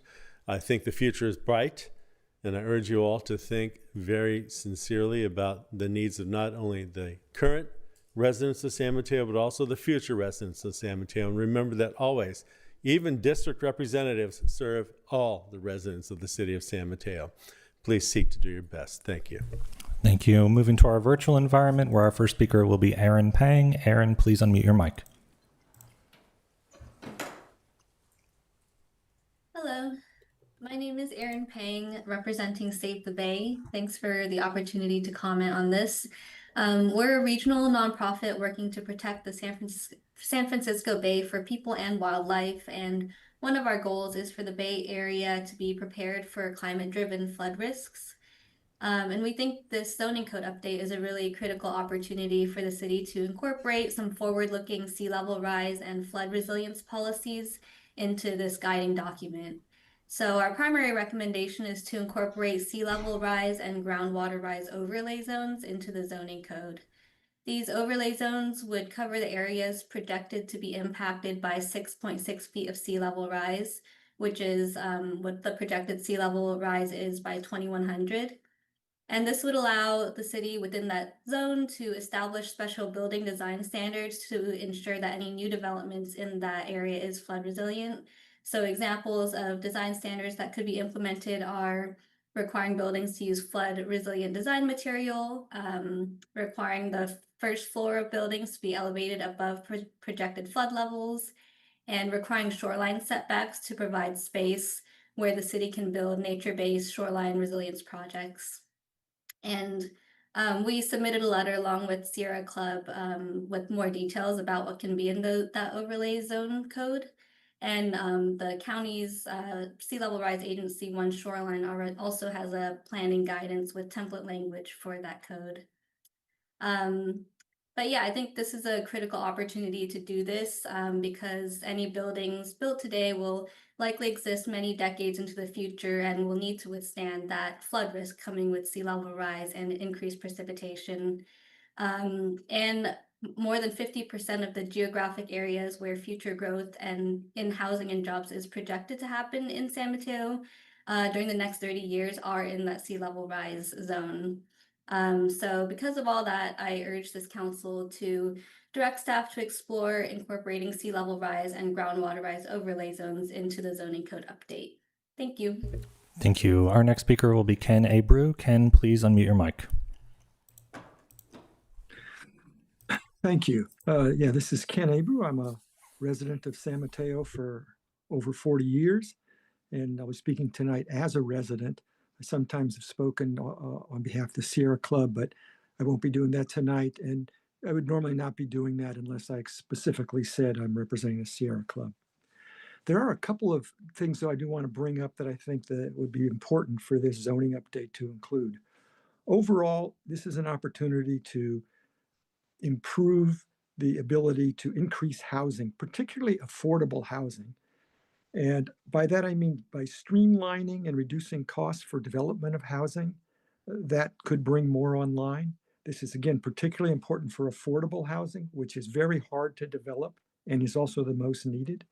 One suggestion might be to look at providing exemptions for fully affordable housing projects from some fees or requirements, because affordable housing is a public benefit in itself, and it should be treated that way. The other thing is regarding open space. Ensure that these increased building heights lead to more open space, as well as to the quality of open space, not just for recreation and for gathering, but also for nature. And mechanisms should be included in the zoning update to incentivize developers to provide more and better open space for parks, bike lanes, green streets, and natural areas. One possible incentive to consider might be to allow higher heights, but not more density, if that leads to more common open space. Thank you for the opportunity to speak tonight. Thank you. Our next speaker will be Erica Wood. Erica, please unmute your mic. Good evening, Mayor Lorraine, council members. Erica Wood, President and CEO with the San Mateo Area Chamber of Commerce. Happy to have a few minutes to speak on this topic tonight. I wanted to say that we had an opportunity with city staff and the PlaceWorks team in December to take a preliminary dive into all things zoning code update. Pleased to now see that the white papers are available for public review, and I will say that the topics in those white papers are consistent with the themes that we heard at the developer roundtable among some for-profit and nonprofit developers. I would point to some overarching themes that I hope we can keep in high relief as this process unfolds, and that includes the need for flexibility and optionality versus highly prescriptive standards going forward. And I think another overarching theme and an opportunity is that this zoning code update provides an opportunity to align different plans that are at play and that can make development more complicated perhaps than it needs to be.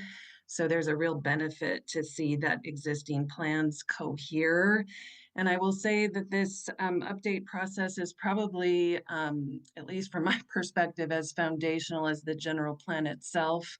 So please know that the San Mateo Area Chamber of Commerce stands ready to support in whatever way that we can. Thank you. Thank you. Our next speaker will be Jeremy Levine. Jeremy, please unmute your mic. Good evening, City Council. Thank you for your time tonight to discuss this important issue. Thanks to staff for your presentation. The Housing Leadership Council supported the general plan updates in Measure T. We supported the city's housing element and the vision that the city is putting forward for more housing. And we see the zoning update as an option to demonstrate that the city really wants to realize the goals in its plans. And so I really strongly agree with how Erica would frame the issue. This is about providing flexibility and harmonizing the plans and really simplifying some of the accumulated crud that has gotten into the zoning code over the last 30 years. I think staff has really well said that this is a modernization effort, and we want to support that work. To make that happen well, I just want to actually, aside from talking about the specifics of the code, I want to think about how the public outreach is going to happen, because I want you to get really good information and I want that to be useful. The first thing I want to talk about is the city's surveys, because the city has these 6 surveys, and I recommend that the council members really read those surveys, because I think that it's going to be challenging to get good information from them. I mean, one of the questions in the height survey asks whether or how the height of a building should be defined, whether it should be measured from the plate to the top of the building, or between the middle of the roof on a curved roof. That is an extremely technical question. And it's actually pretty hard, even for me, to understand which one of those options would provide the most flexibility. And so I think making sure that the way the city gathers information is accessible to the public will be valuable for the council as it goes forward. The second thing I want to talk about is just how the public outreach engages with the city's process. Based on my read of the public outreach plan, the Planning Commission, the experts who you've appointed to help create documents like this, isn't a part of reviewing the code until after the first draft has already been made in Q3, maybe Q4.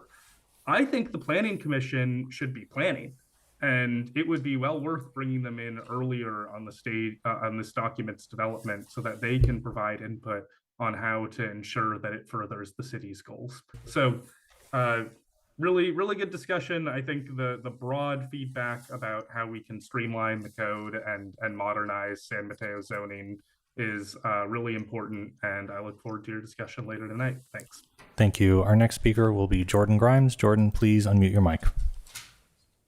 Good evening, Council. Thank you so much for your time.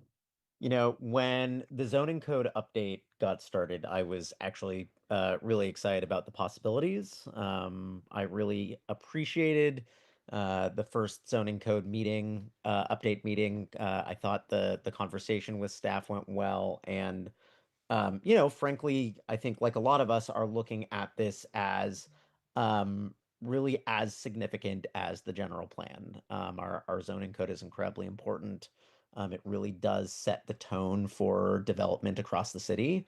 And it was really feeling like, you know, staff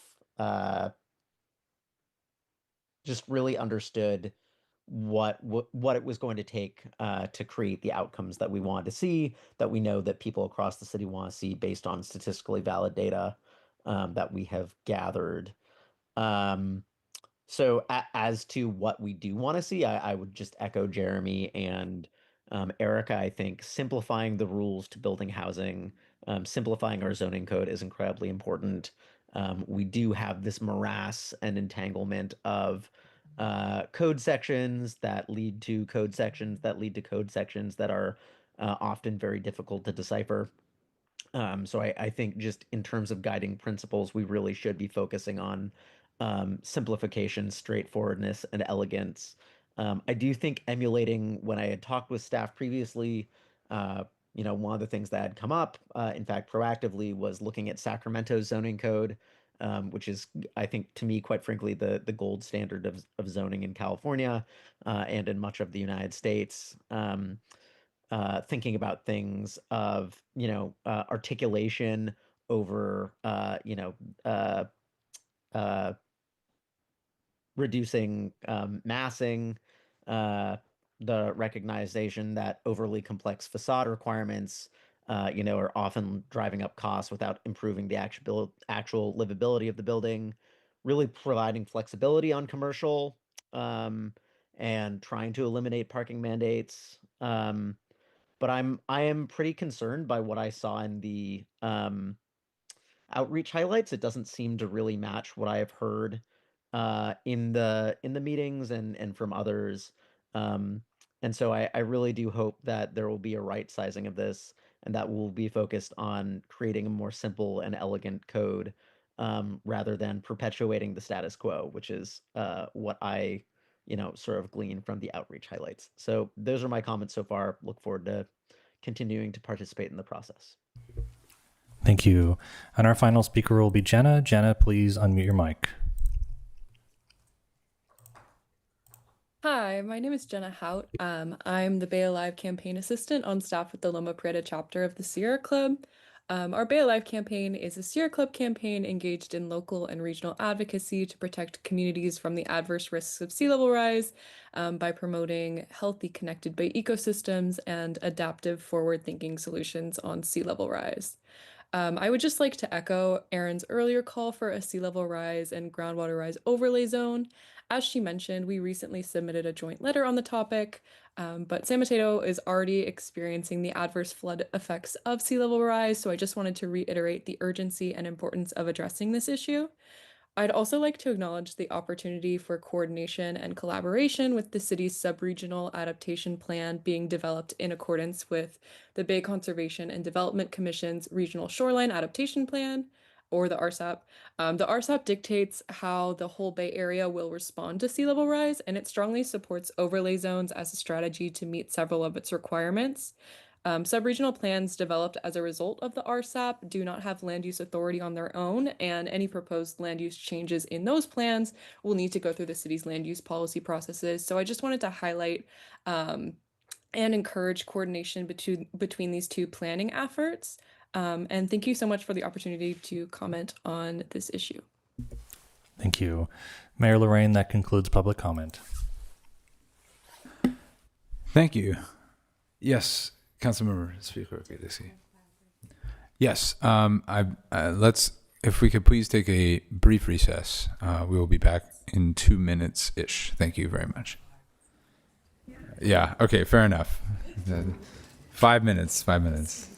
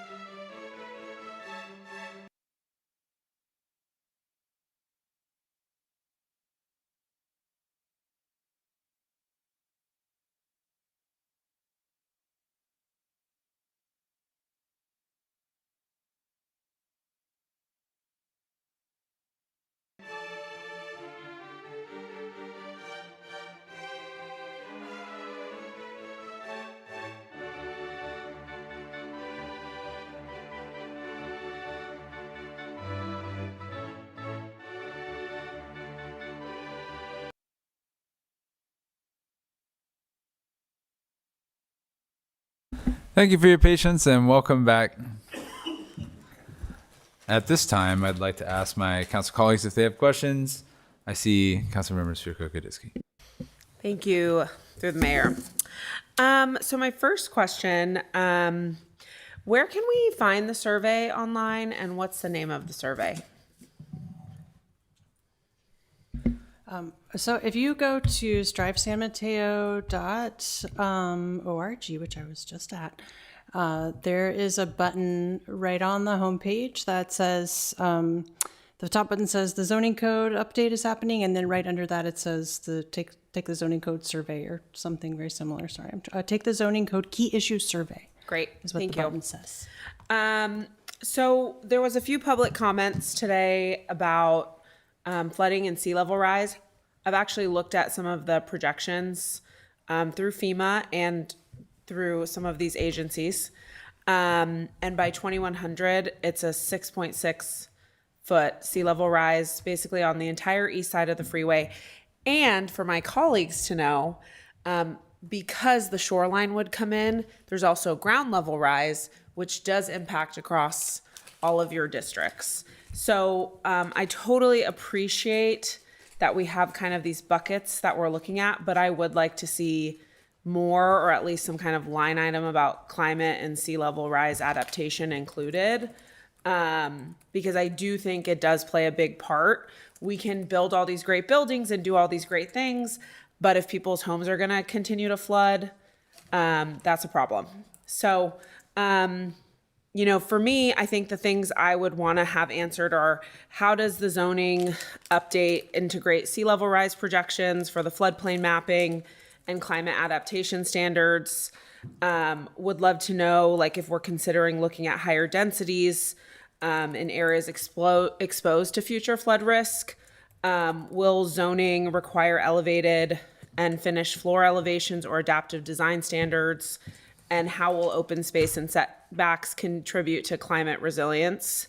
And then, you know, to be honest, I don't know enough about what an overlay policy would look like, but I'd love if city staff could take some of that feedback that we heard today and come back to us with more of a detailed kind of framework of what putting something in around sea level and climate adaptation would look like. And I know that there's work going on right now, so I don't expect an update tonight, but maybe when you come back with like future updates to the zoning, would love to understand that. I think the other thing that I have particular interest in is to understand more about drive-throughs.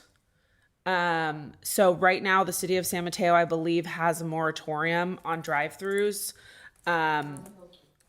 North of Hillsdale. But I mean, I am curious to know if we're considering making any changes there. That is something that we are looking into. It was a recommendation from our retail consultant, Christine Furstenberg, to think through that a little bit.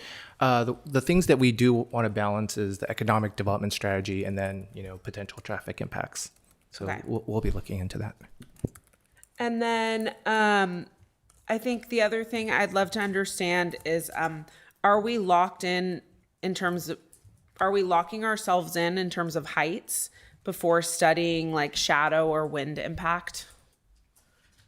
With the general plan, we do have height limits and Measure T, and for housing projects, we don't really have a whole lot of discretion for those densities and heights. I think that's it for me right now. I'll let the rest of you guys sway in. Who would like to go next? Okay. Councilmember Diaz-Nash. Thank you very much through the mayor, and thank you, Joanna. Good to see you again, and thank you, Song. Could you please put up the slide that said, here are the specific questions? Yeah, there we go. Okay. So I completely agree with all the commentary about needing to really look at sea level rise and ground level rise. I would imagine you probably have it in there, but it should be called out.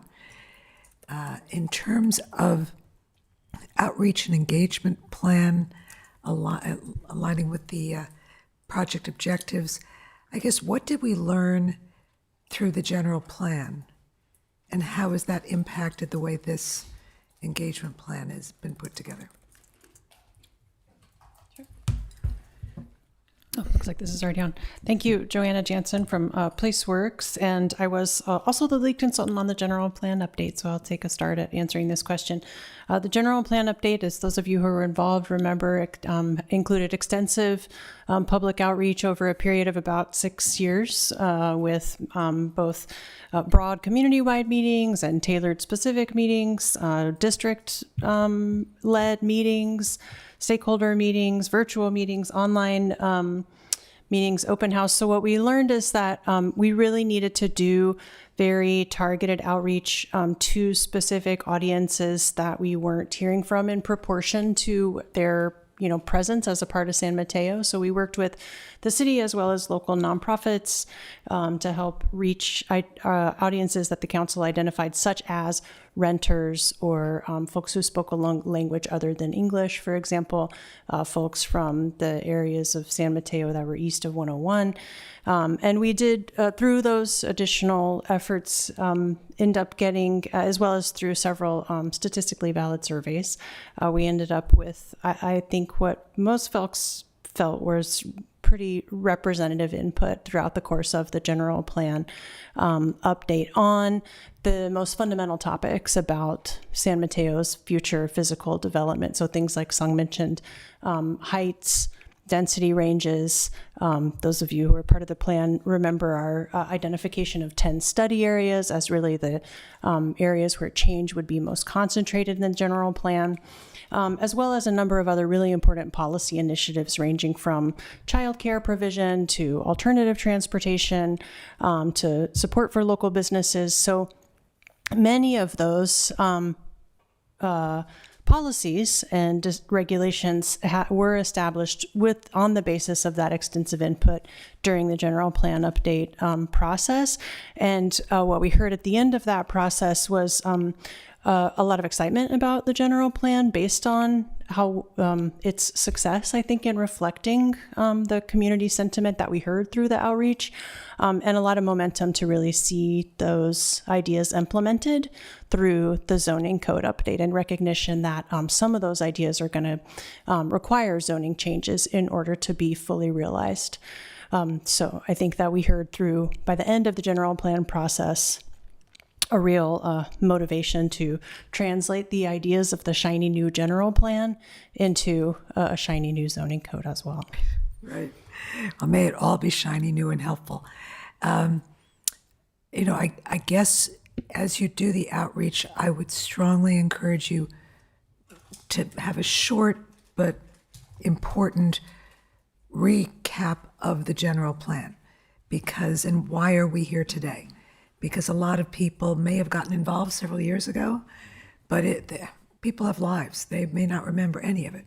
And what were they excited about? And what were they trying to do? And why are you here? And then there'll be a lot of people who don't even know that we have a general plan. So I think putting it in context will be really important. I agree with all the commentary about any of the surveys, that they really need to be as plain English and neutral as possible. Someone sent me screenshots of a couple pages, and I haven't gone through the whole survey myself, and I intend to, but that some of the survey questions sounded very leading, and I can go through and sort of come back and give you specific comments, because that's not fair enough, but that it just was not terrible. If they had a different opinion, how do they let their opinions be heard, right? So I think that's important to go back and just continue to look, whether you can do it in this survey or in all the upcoming engagements, just giving people flexibility in the surveys and comments as well as in the final code, I think is that. I completely agree with a lot of the commentators tonight that the goal should be, in terms of the end code, make it as streamlined as possible and flexible, but also as protective as possible about what we want our city to be. Because if it is too streamlined and this is complex stuff. So if it's too streamlined, then we lose what we want, how we want our neighborhoods to be different, how we want our different business areas to function, but also to allow that flexibility. And I think that will happen along the way, but you've got to balance the two. Certainly I've heard from staff, as well as people wanting to get their permits pulled to do renovations or whatever, that the current code is just patchwork, and it's been built over many, many years. So this is a great opportunity, and we should take full advantage of it, but not try and race to conclusions. Really try and keep those big goals of what we want our city to be in 2040 translated into what does that mean. And one of the areas that, just as you're interested in drive-throughs, I'm really interested in how do we use our zoning code to build community, because our city is going to be getting a lot bigger, a lot denser, in a lot more places. And I've heard from many community meetings I go to when projects are being discussed in the early phase, there are going to be all these big buildings around me. How do I get to know the people that are there? How do I engage with them? So they're concerned about the lack of retail ground floor, even if retail isn't traditional retail, but coffee shops, gathering spaces. And I think one of the comments was in your presentation, how do we allow these small businesses in certain areas to encourage that community building? If we want 15-minute villages, we need to make sure that there can be 15-minute villages in how we zone. So I also heard from a lot of residents that, when there are renovations going on, and this may not be zoning, but maybe it is somehow, but how do we upgrade the community or the project, the house or the business when renovations happen? So I think that speaks more to flexibility. So, it specifically was around sidewalks and how do we make sure we upgrade our sidewalks when we are redoing things. That's building, but it's also how do we enable that kind of flexibility during zoning. And let's see if I had anything else right now.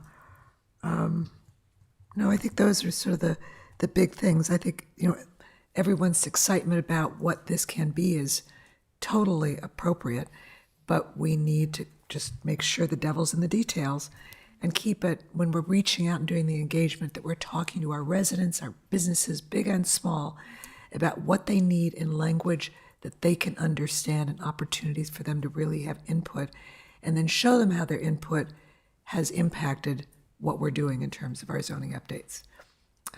And finally, just my overall question is, how will all the major state laws that are be coming down, have already come down at us, how can we use the zoning code to certainly adhere to all of them, but also provide the breathing space to allow communities to be communities that are individualistic, that have unique design, that reflect who the people are? And what I don't want us to do is to become a city of cookie cutter businesses, neighborhoods. We need to continue to use the code to reflect who we are within our city, and that includes outreach to different groups. So, thank you. Thank you. Councilmember Newsom. Thank you, Mr. Mayor. Thank you for a great presentation to start. I have to say, one of the commenters, Jeremy Levine, said something that struck me over the weekend when preparing for this.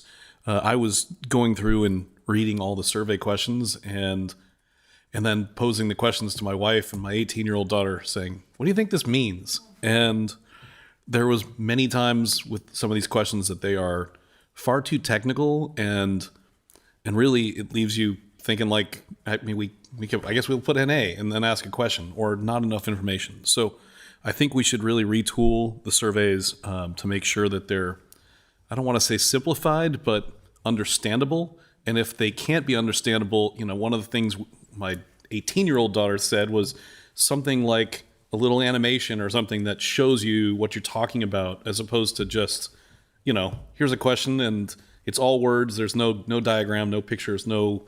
So I think that the surveys could definitely use some retooling and if we do that, we'll get even better results from them.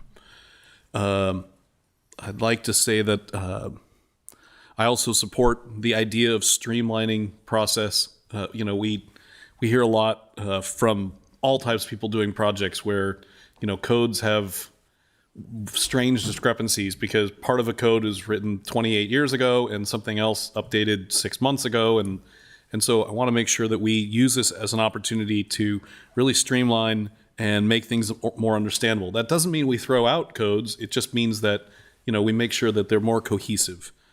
One of my blue sky initiatives is the idea of a 15-minute village so that people can walk, bike, and have a sense of community. I see in the southern part of my district and in many pockets throughout the city where there is an opportunity that we'll lose a lot of the lower retail and walkable retail. So I do want to make sure that we try to figure out how to maintain those neighborhood villages. I'd like to throw my support obviously behind looking at sea level rise and making sure that we're addressing that. I think we have another opportunity, where many of the state laws have been updated and the zoning is already surpassed what our zoning allows for. And I don't know that means that we change anything, but I definitely think as we go through this process, we'd like to have those things identified to us so that we can understand, Measure T said this now can be a 4-story building, but the state density laws that have passed supersede it. So now it's an 8-story building. I think we need to be looking at that and have an understanding, and I think we need that as part of this process.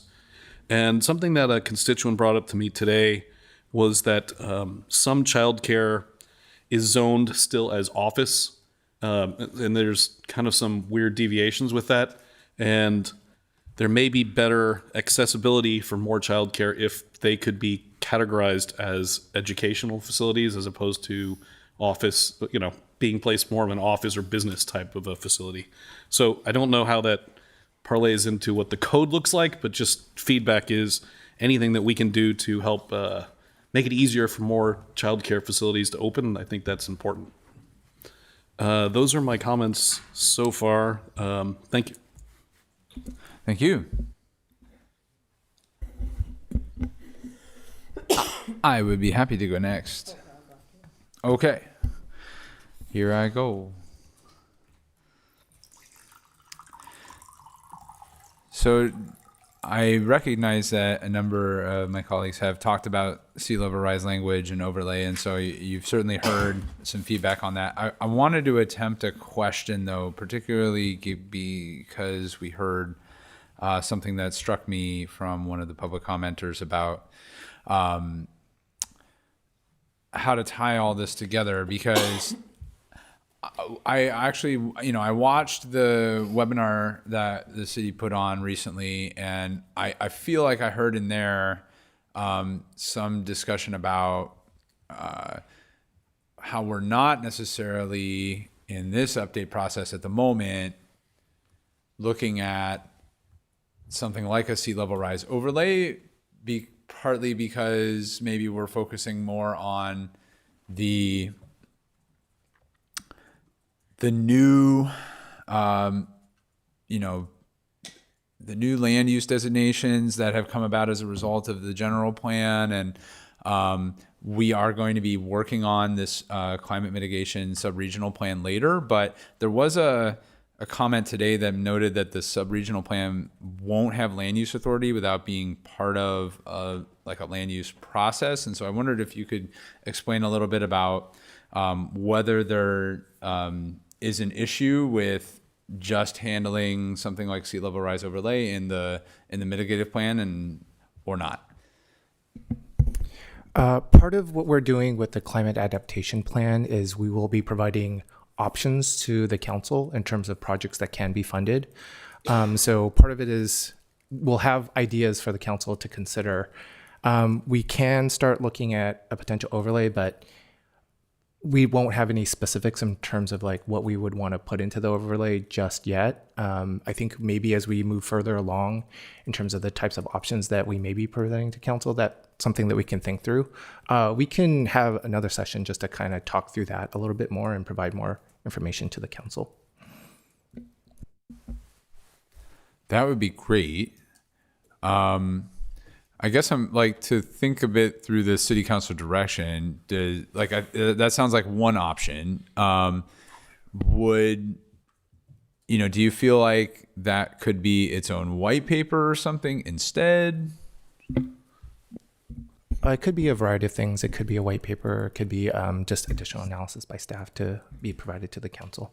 So I don't think we're just quite there yet. And I think that one of the things that we'll look at is we'll have a discussion when we bring the climate adaptation sea level rise plan. And I think that's where that'll be the great conversation. And how does that get folded in with kind of the land use piece of all this?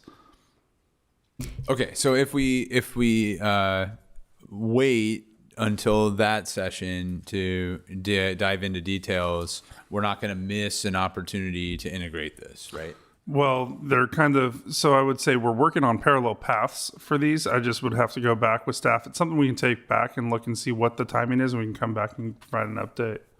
Well, and I would add, the very nature of an overlay is that you can overlay it on top of the existing zoning code. That's sort of the beauty of an overlay. And so if we don't do it in concert with the zoning code, you don't miss the opportunity to come back and add it later.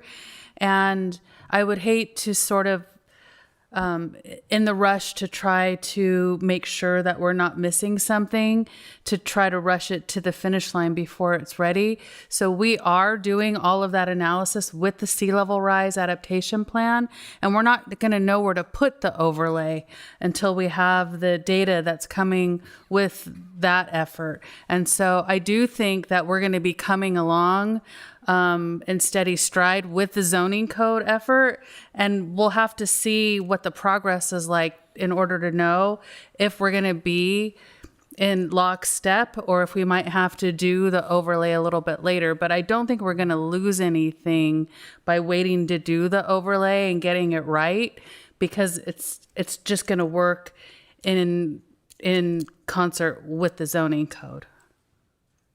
Excellent. I appreciate that very much. Let's see. So similar, Councilmember Newsom, some of our colleagues have touched on this, but I feel like this might be helpful to put maybe a slightly finer point on it. The Building Heights white paper notes SB 79, but could you say a little more about how this is planned to be integrated? Because, like, for example, they might have, I got the sense that maybe they have feet limits, right? As opposed to maybe story limits. When we're thinking about this, would we be creating a TOD ordinance update that converts that to stories in a way that complements the rest of the city zones in the general plan?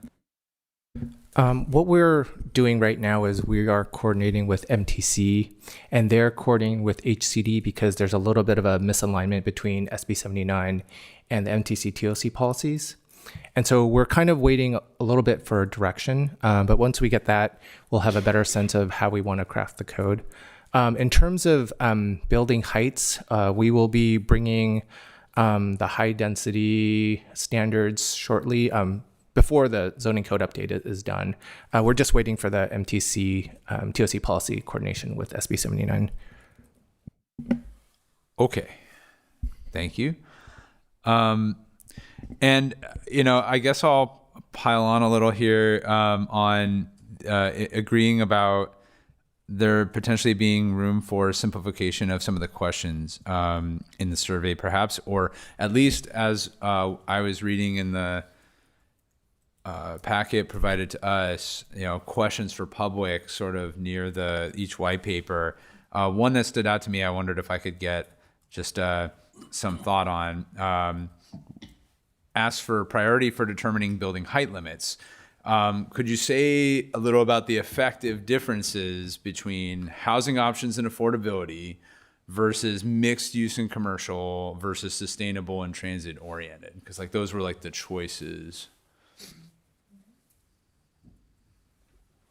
Sure. So I think that, we have heard a lot, including in comments here tonight, about housing and affordability. And to me, that really speaks to pure residential projects as a priority, whereas mixed use is more about some of the issues like building community, for example, with commercial or non-residential uses as part of a project, whether part of the same building or on the same site, right? Providing some form of activation in addition to just the residential uses for people who live there. Now, Sung mentioned your retail consultant. We heard from our stakeholder interviews as well that hopes and aspirations about how much activation can come from things like ground floor retail also has to be balanced with market realities. So what we're trying to do is get a sense of how important that is to people, because if mixed use and requirements for ground floor retail, for example, are important, then that does point to specific zoning standards and regulations, such as ground floor heights or requirements for what kind of infrastructure gets installed in a building as it's built so that it can be ready for commercial uses to move in efficiently, and you would build the ground floor of that building very differently if it's going to be an all residential project, right? So that's something that we do want to get a sense of how important that is to people, really just emphasizing more housing and all housing versus a project that might include some housing and some non-residential uses. How open are San Mateo residents to that?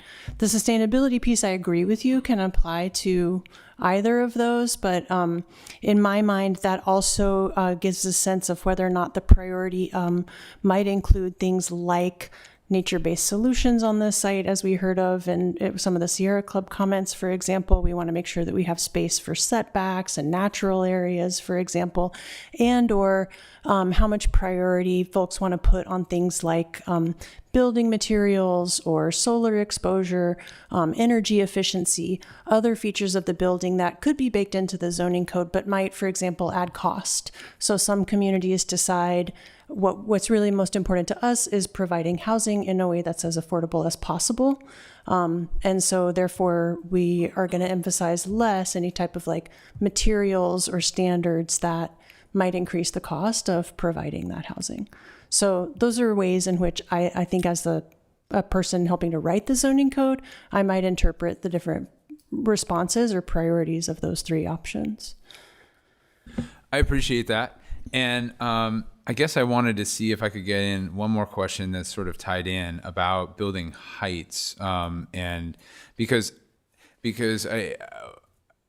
that question apparently was about building height limits. And when I feel like we talked, I heard a lot about the differences in the types of buildings that people might be prioritizing, and particularly, like ground floor differences and other stuff kind of low to the ground, if you will. But if we're talking about like building height limits, there was some detail in the packet that talked about proposed differences in like residential height limit for a full residential project versus mixed use, et cetera. And there were some differences in how many feet might be in stories for those types of buildings. But could we maybe speak a little bit to like why would it be important to make those distinctions as opposed to, for example, hypothetically, like just going with the higher overall limit and allowing, someone thinking about a building that might not need all that height to build their building to the appropriate height? Yes, so one of the things that we're looking at for the high density residential and the mixed use districts is translating stories in the general plan into specific heights. One of the things that will be important is looking at the retail base, because to lease retail effectively, you need a specific height, 16, 18, 20 feet from floor to floor. And so that makes it a little bit more different in terms of how we measure stories if it's going to be a mixed-use building versus a purely residential building. One of the, I think I've heard from a couple of different council members about wanting to create a sense of place and creating neighborhoods. And so looking at the retail and then looking at the heights and sort of strategizing on how we want to do that is something that we'll be looking into. But the height discussion will be provided to the council as part of the high density and mixed use zoning code update that will be presented shortly. Okay, thank you. All right. Sorry, through the mayor, if one other thing, the other thing that we're looking at in terms of the heights is the building code. And so there's a specific height limit that changes the building type. And so once you go above, I think it's like 85 feet or something like that, that it's a different construction type. And so it changes like the constructability and the cost of the construction of the building. And so we're trying to look through that as well. Sure. Okay. I appreciate that. So I think I'll pivot now and just try to give some direction to the numbers. I think with regard to number one, I do think I'll just give some high level thoughts. I think I do, the comments I'm hearing about simplifying the process wherever possible resonate with me. And I think this building discussion we're having is an example, a potential example of that. I might be missing something, but it seems to me that rather than having multiple height limits, within like similar land use designations, i.e. numbers of stories are similar, densities are similar. I guess it seems to me like there might be an opportunity to further simplify and have something that like is flexible and allow those building the buildings to make decisions that wouldn't necessarily be trying to max out a number, but if we were to do that, it would seem to me like we might have an opportunity to have like one form that, as opposed to multiple forms for similar building types. So I guess there might be a conversation off the dais to be had later, so that I understand if there's an issue with that idea. But I think like in general, I'm sort of the mind that I would be in favor of simplifying where we can. I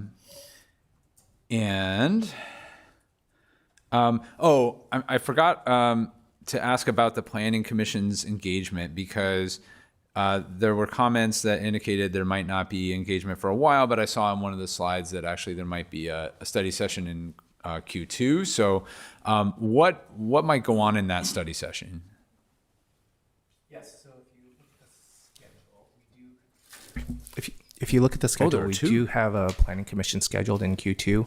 Mm-hmm. We're still thinking through what we want to do. I think after this meeting, after we've heard the council's feedback, that we'll think through what we want to provide as a study session with the planning commission.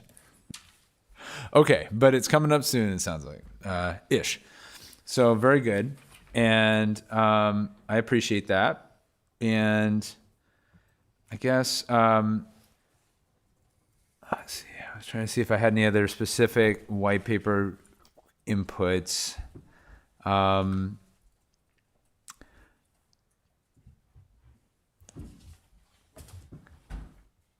But I am blanking. So maybe at this opportunity, I will pivot to Deputy Mayor Fernandez. Before you do that, if I can I just chime in for one moment briefly? So I just wanted to remind the council that last year, the council adopted an ordinance indicating that in the event of a conflict between the zoning code and the general plan, the heights and the densities, intensities in the general plan govern. So it was sort of a stopgap measure as the zoning code gets updated. So I just wanted the council to keep that in mind as we're discussing this zoning code update? Because you were discussing the idea of having the height limits or some refinement to the height limits, but this was sort of a base requirement that at least the council as a temporary measure had adopted.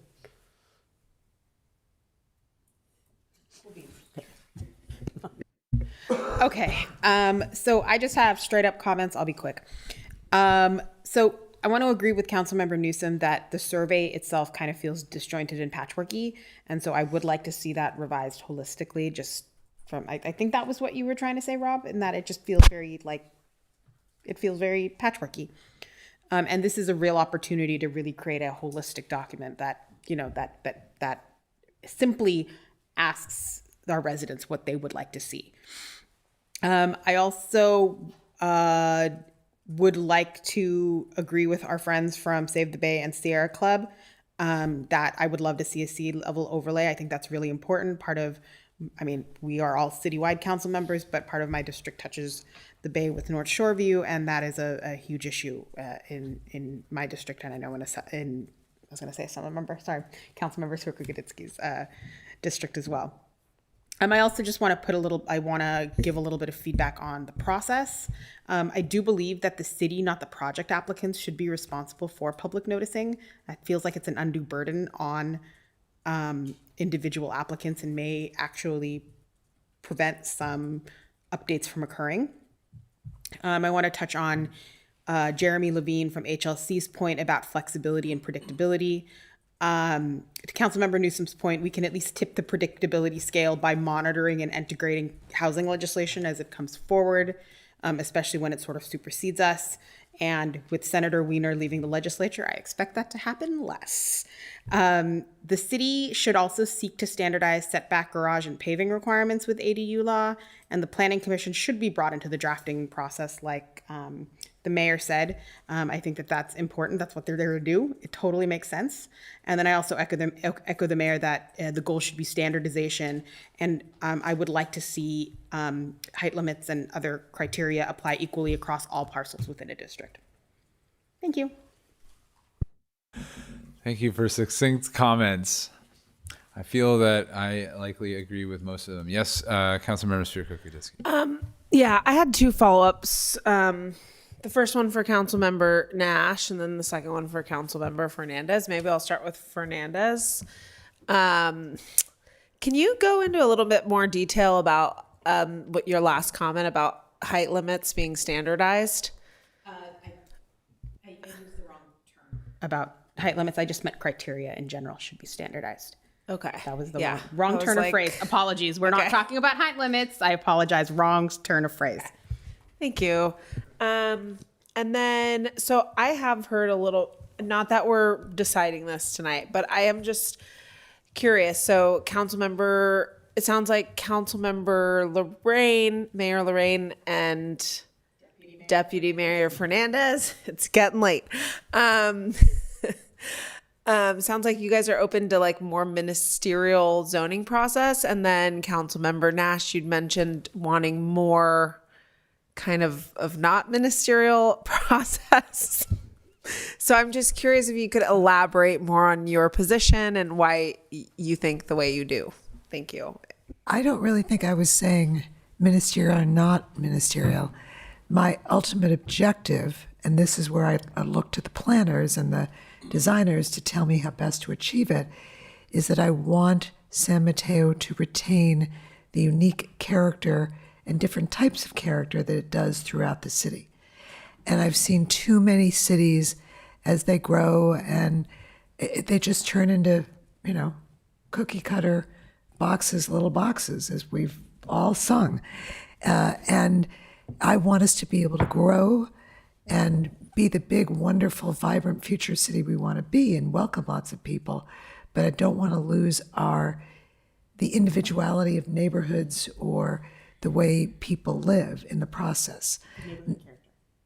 Whatever you want, it's or groups so I would look to Song and Joanna and everybody else involved in this to say, how do we accomplish that within a zoning code? I guess that's the way I would want to Thank you so much. My pleasure. Any other questions, comments, thoughts? Staff, how do we do on meeting your needs for council direction? We have the direction we need. Thank you. Excellent. Thank you for your presentation. And we have another item in closed session. So, Zoning amendment. oh, pardon me. But first, item 9. General Plan, San Mateo's 2023 to 2031 Housing Element Amendments, with a presentation from Principal Planner Steve Golden. Or someone else. planning. Or actually Stephen Peck for Steve Golden. Stephen Platt for Stephen Golden. For being Thank here you so very late, much. guys.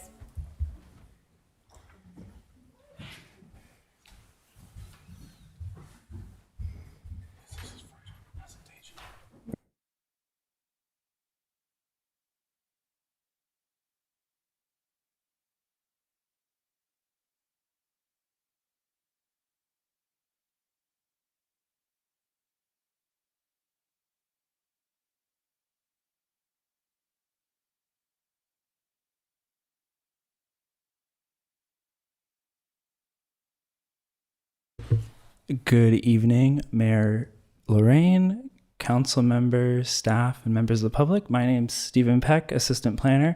I'm here on behalf of Steve Golden, a Principal Planner, for the item before you, the Housing Element 2023-2031 amendments.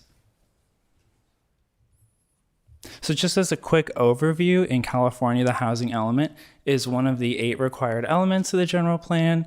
And as such, San Mateo's 2023-2031 housing element provides a plan to accommodate the city's regional housing needs allocation, or RHNA, of 7,015 new housing units to support the production of housing at all income levels and to affirmatively further fair housing. As a part of this, the housing element includes 53 policies and 150 implementation actions, and a lot of those involve the zoning code and policy amendments. So a few highlights of our current progress of housing element implementation. Beginning in November 2023, the city took action on making objective design standards for multifamily mixed-use projects, including a by right designation for housing sites reused from prior housing elements for projects that propose a minimum of 20% affordable units, and to amend the zoning code to increase the approval threshold to 99 units for projects to be approved administratively, and also to incorporate a variety of policy updates needed for Measure T consistency. In June 2025, the council adopted zoning code amendments to streamline the review process, new requirements for minimum densities in mixed use and residential projects, and updated its guidelines to the below market rate, or BMR, inclusionary program for alternatives to on-site affordable housing. And continuing on this list, last November, council approved emergency rental assistance program, a new chapter of its tenant protection program, and amended its relocation ordinance to strengthen the city's ability to aid and support tenants displaced from unsafe or substandard units. And just this last January, council approved updates to the city's ADU ordinance. Staff will provide a more comprehensive and detailed update later in March as a part of the annual progress report for the general plan and housing element, so stay tuned for that. Now, the purpose of the item and of the for you, and I just want to bring some more clarity to it, is while the city has been very active in implementing its housing element, it has not been unchallenged. In fact, the Housing Action Coalition filed a lawsuit against the city, claiming that its adopted and certified housing element did not satisfy state law due to the sites that it listed on its sites inventory, and that they were not likely to serve as viable future locations for housing construction. Now, in July 2025, the city did reach a settlement agreement with the Housing Action Coalition to address these changes, and that had to do with removing specified sites from the sites inventory and also to reflect change in capacities based off of General Plan 2040 and Measure T.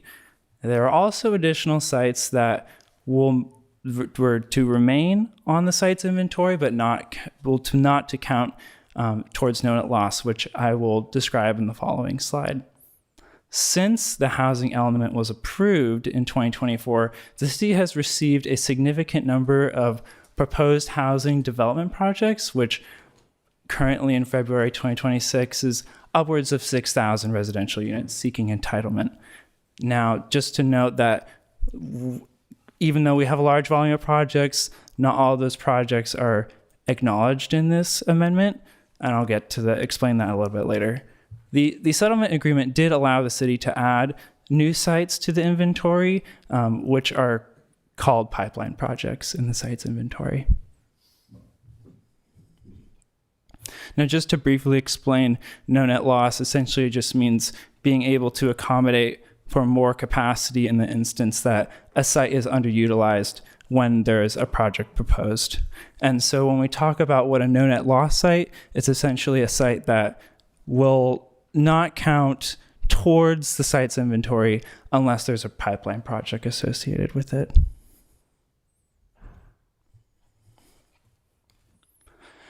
Now, when we talk about the amendments before tonight, there are a few major components which I'll focus on in more detail.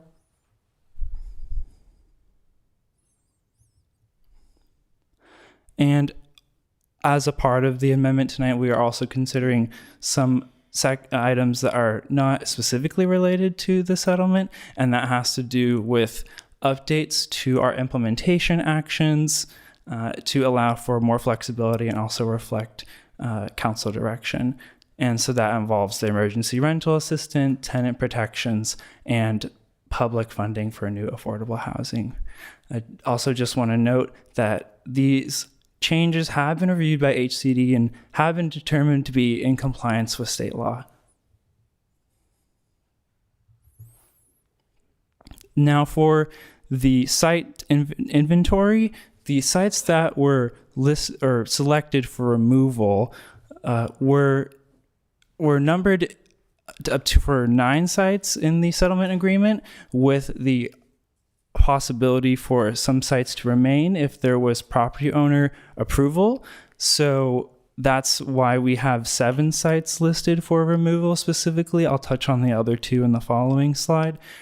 So again, these are sites that we are removing from our sites inventory. So they will no longer count for our number of units we expect to be built in this cycle.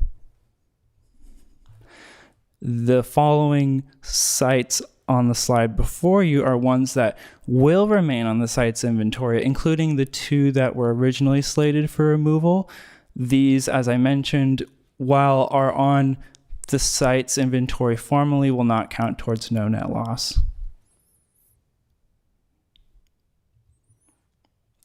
Now, for the sites that were added to the site's inventory, these include 7 new housing projects that are considered pipeline projects. And just to keep in mind, these are projects that are at a certain point in time last year. So these do not include any of the new projects that we have received since fall 2025. And one other site to mention is the site number 8, the former Marriott on 1770 South Amplet Boulevard. That is a new housing opportunity site, so there's no project associated with it. And per the allowances in the settlement agreement, we were able to add this to our sites inventory. The last change to our sites inventory involved the reclassification of 2 pipeline projects that were formerly active projects. You might be familiar with them both on Fremont Street. The developers have abandoned the projects, and so we decided to reflect that change in our amendment, and so they are just considered opportunity sites. And so the updated density and realistic capacity, which I'll touch on in the next slide, were also updated. Now, for the realistic capacity, which refers to the amount of housing units that we realistically expect to be built on a site in this cycle, due to the updates with Measure T and the General Plan 2040, which were not actually reflected in the original housing element, this gave us an opportunity to update our numbers and provide an updated methodology for HCD and also for the settlement agreement. And so the table here shows you the trend of pipeline projects that we have and the amount of density that they are achieving. And so if you look at the first column in the red for base density, you can see the trend of projects greatly exceed not just our previous realistic capacity, which prior to General Plan 2040 was 70%. It's on average 122% of base density. So a very significant change in terms of what projects are achieving on a site. And so that gave us enough evidence to show that there is at maximum, at the very least, 90% realistic capacity for each site. Now, there are a few outliers that you might notice that there are sites that are greater than 10 acres that are not meeting that. And there's a few reasons for that, but one simple one is that they are considered a bit differently also for housing element law. And so the amount of units that are allocated to them are already very different than smaller sites. And generally they also have performed as outliers. So when we look at the reasoning why 90% was a good number was also because of a strong showing on the vast majority of projects and the vast majority of project site sizes. And I would also just add that the update to the methodology was supported by HCD and allowed with the settlement agreement. And the last table you'll see for the sites, this is a table showing you the amount of units that we expect based off of the latest version of the housing element. This includes the removal of the sites, of the 7 sites, the addition of the pipeline projects, and then the updates to the realistic capacity and the methodology for our sites inventory. So you can see that there's a very robust project pipeline and that there are still significant buffers in each income category that either meet or well exceed what we're expected to produce during this cycle. And again, just another reminder, this is also a point in time of our units. As I mentioned before, we have a lot more projects that are not counted for in this. And that being said, the only numbers that will really matter are once projects receive their building permits. So at the end of the day, these numbers are important, but we will have to keep working on and focus on the numbers that we'll actually get credit for.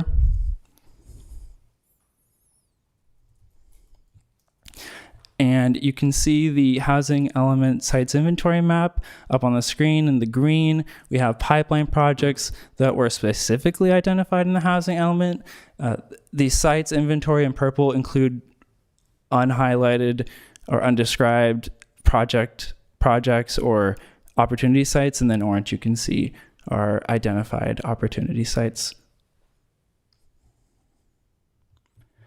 We completed the public comment review period in October and did not receive any comments that required changes. And following that, we submitted the draft for HCD's review. And in December, we received a response stating that the proposed amendments were in substantial compliance with housing element law pending council adoption. Planning Commission unanimously voted to recommend the adoption of the proposed amendments. And with that, staff recommends the adoption of a resolution to approve amendments to the general plan's housing element for the 6th housing cycle that is compliant with state law, provides a plan for at least 7,015 new housing units, and affirmatively furthers fair housing. and also find that the housing element amendments are categorically exempt under the common sense exemption under State CEQA Guidelines Section 15061B3. That concludes my presentation. I'm happy to answer any questions you might have. Thank you very much. At this time, I'd like to open up this item for public comment. If you are in council chambers, you may get a speaker slip. If you are on Zoom, you may raise your hand. Mr. City Clerk, how many speakers do we have? Mayor Lorraine, we appear to have one request to speak on this item. In our virtual environment, if you wish to speak on this item, please raise your hand now, and we'll set the timer at 3 minutes. Thank you very much, council members, staff. I am, first a little bit about myself. You all know some things about me. I've been here working on land use in one capacity or another in San Mateo since 2001. My history with building, construction, developers, landowners, those things go farther back into the 90s. Currently, I'm a member of the Housing Action Coalition Board of Directors, which you heard a little bit about tonight. I have to say I'm happy to see a housing element which is now compliant with the state law.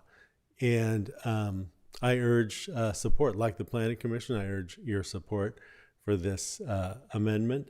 And I think your city attorney did a good job when he was there at the panel a couple of weeks ago or a week ago, when there was some discussion about it at the UCSF School of Law. Clearly, this is not, it's a very complex issue that few people, aside from some people in this room, in this city, few people really understand all the ins and outs of how this works. It's really a lot to comprehend and work on and try and understand. And I understand the complexity of, earlier I heard discussion about survey questions, right?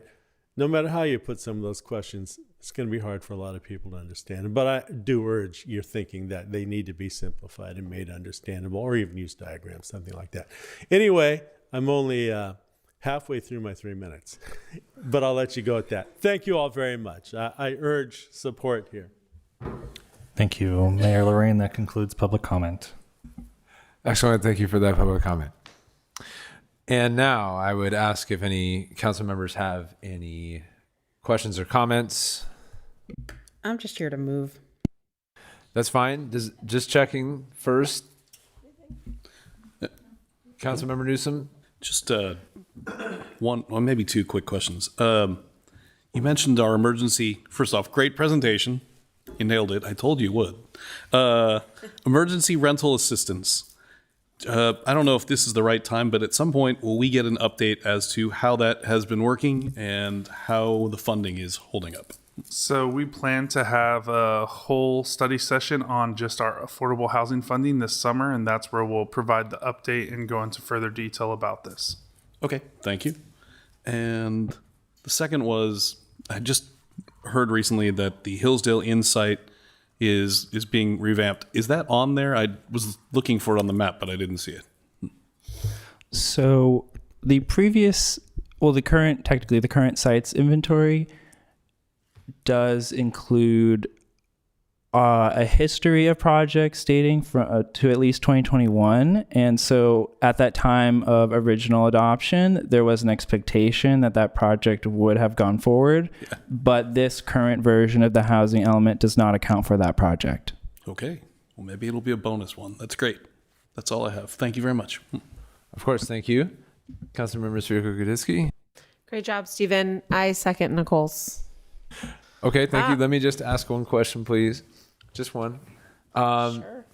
Thank you, Stephen, for your presentation. And I was just curious why low and very low were grouped together in one of your slides showing our pipeline units, opportunity sites units, and how it covers RENA. Yes. I see at the top with RENA, a number for very low and low that are separate, but our pipeline projects, remaining RENA opportunity sites are all grouped together. I was just curious why. So that is, if you see it specifically for ADUs, and that has to do with require, or not necessarily required, the allow or determined affordability distribution that HCD has approved for ADUs in the Bay Area. And so that is when we report on the affordability of ADUs, we follow that specific distribution, but very low is not one that we are identifying in the site's inventory. They will count towards lower, but they otherwise, that's just this ADU specific income category. Okay. Interesting. Thank you. And now I believe I heard a motion Technically, Nicole from did it. Deputy Mayor Fernandez. Second. City Clerk, may we have a roll call vote, please? Certainly. Deputy Mayor Fernandez, Yes. Councilmember Svirko-Goditsky, Yes. Councilmember Diaz-Nash, Yes. Mayor Lorraine, Yes. Councilmember Newsom. Yes. Motion carries 5-0. Thank you. Thank you for your presentation. Good job, Stephen. Yay, Steven! Congratulations on your first prezzo. Woo! And now we have a closed session. We will, unless I am hearing, Yeah. uh, You want to skip that? City Manager, do you have thoughts on this? Or City Attorney? If you wanted to reorder the agenda, I suppose you could. Reports and announcements are at the very end of the meeting. It is up to the council. I will say, though, that you might want to consider voting to extend the meeting now, since you're going to a couple of closed sessions. Okay. Second. Yeah. City Clerk, may we have a Till- roll call vote on that, please? Oh, yes, thank you. To extend the meeting to 11:30. Yes, thank you. Second. Deputy Mayor Fernandez, Yes. Councilmember Svirko-Goditsky, Yeah. Councilmember Diaz-Nash, Yes. Mayor Lorraine, Yes. Councilmember Newsom. Sure. Motion carries 5-0. Okay, we have established that. Frankly, I could see the argument for changing the agenda if we had members of the public still here. We have Araceli here. We don't have anybody virtual. Very well. In that case, I would like to move reports and announcements not at all and keep it in the back and move to closed session at this time. Okay, we have item 10 and item 11, conference with labor negotiators compensation. Quick check for public comment before we convene. Mayor Lorraine, there are no requests to speak on either closed session item. Thank you. And now we will move to conference room C. Mr. Mayor, while we're just moving to closed session, can I say if anybody has a report or announcement so we can get in the habit of sharing our reports and announcements, can we share them with the city clerk and then he can distribute it to us? Is that okay? If we have anything we want eager others to know, we can't do that? Okay. Skip that.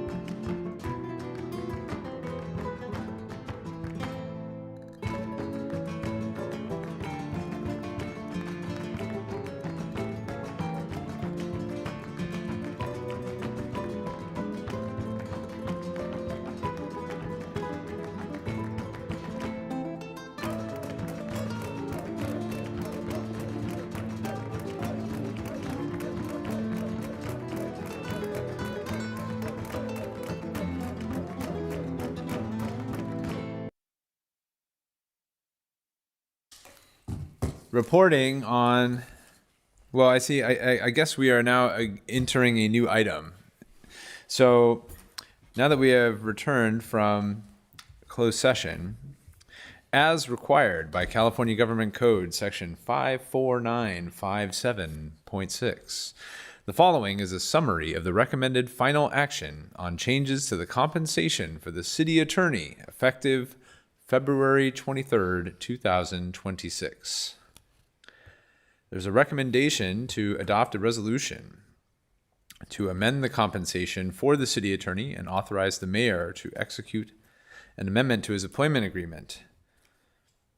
This would be under new business item 10 or 12, which was, okay, 12, which is city attorney employment agreement amendment. And I believe we have information from Councilmember Diaz-Nash. City Attorney, first off, thank you very much. We very much appreciate working with you. On October 28, 2025, the City Council conducted an annual performance evaluation of you as our city manager during a City Council special meeting. We agreed that the City Attorney meets and exceeds all expectations, and then some. The Council appreciates the professionalism, sound legal guidance, consistent support, and patience provided to the City Council, City staff, and the community. Councilmember Danielle Schwicker-Goditsky and I, as the designated city negotiators for the employment agreements for the City Attorney. Following discussions with the City Attorney, the City Council just considered the City Attorney's performance. Based on this positive performance evaluation, the recommendation before Council is to amend the City Attorney's employment agreement and approve a 3% salary increase as an equity adjustment, with annual compensation becoming $330,428.80. That is item 12. Very well, thank you. Do we have public comment on this item, Mr. City Clerk? Mayor Lorraine, there is no request to speak on this item. Thank you very much. So I believe this concludes item 12.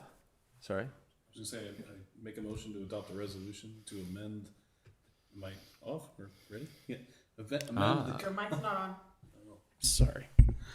I make a motion to adopt a resolution to amend the compensation for the city attorney and authorize the mayor to execute the amendment to his employment agreement.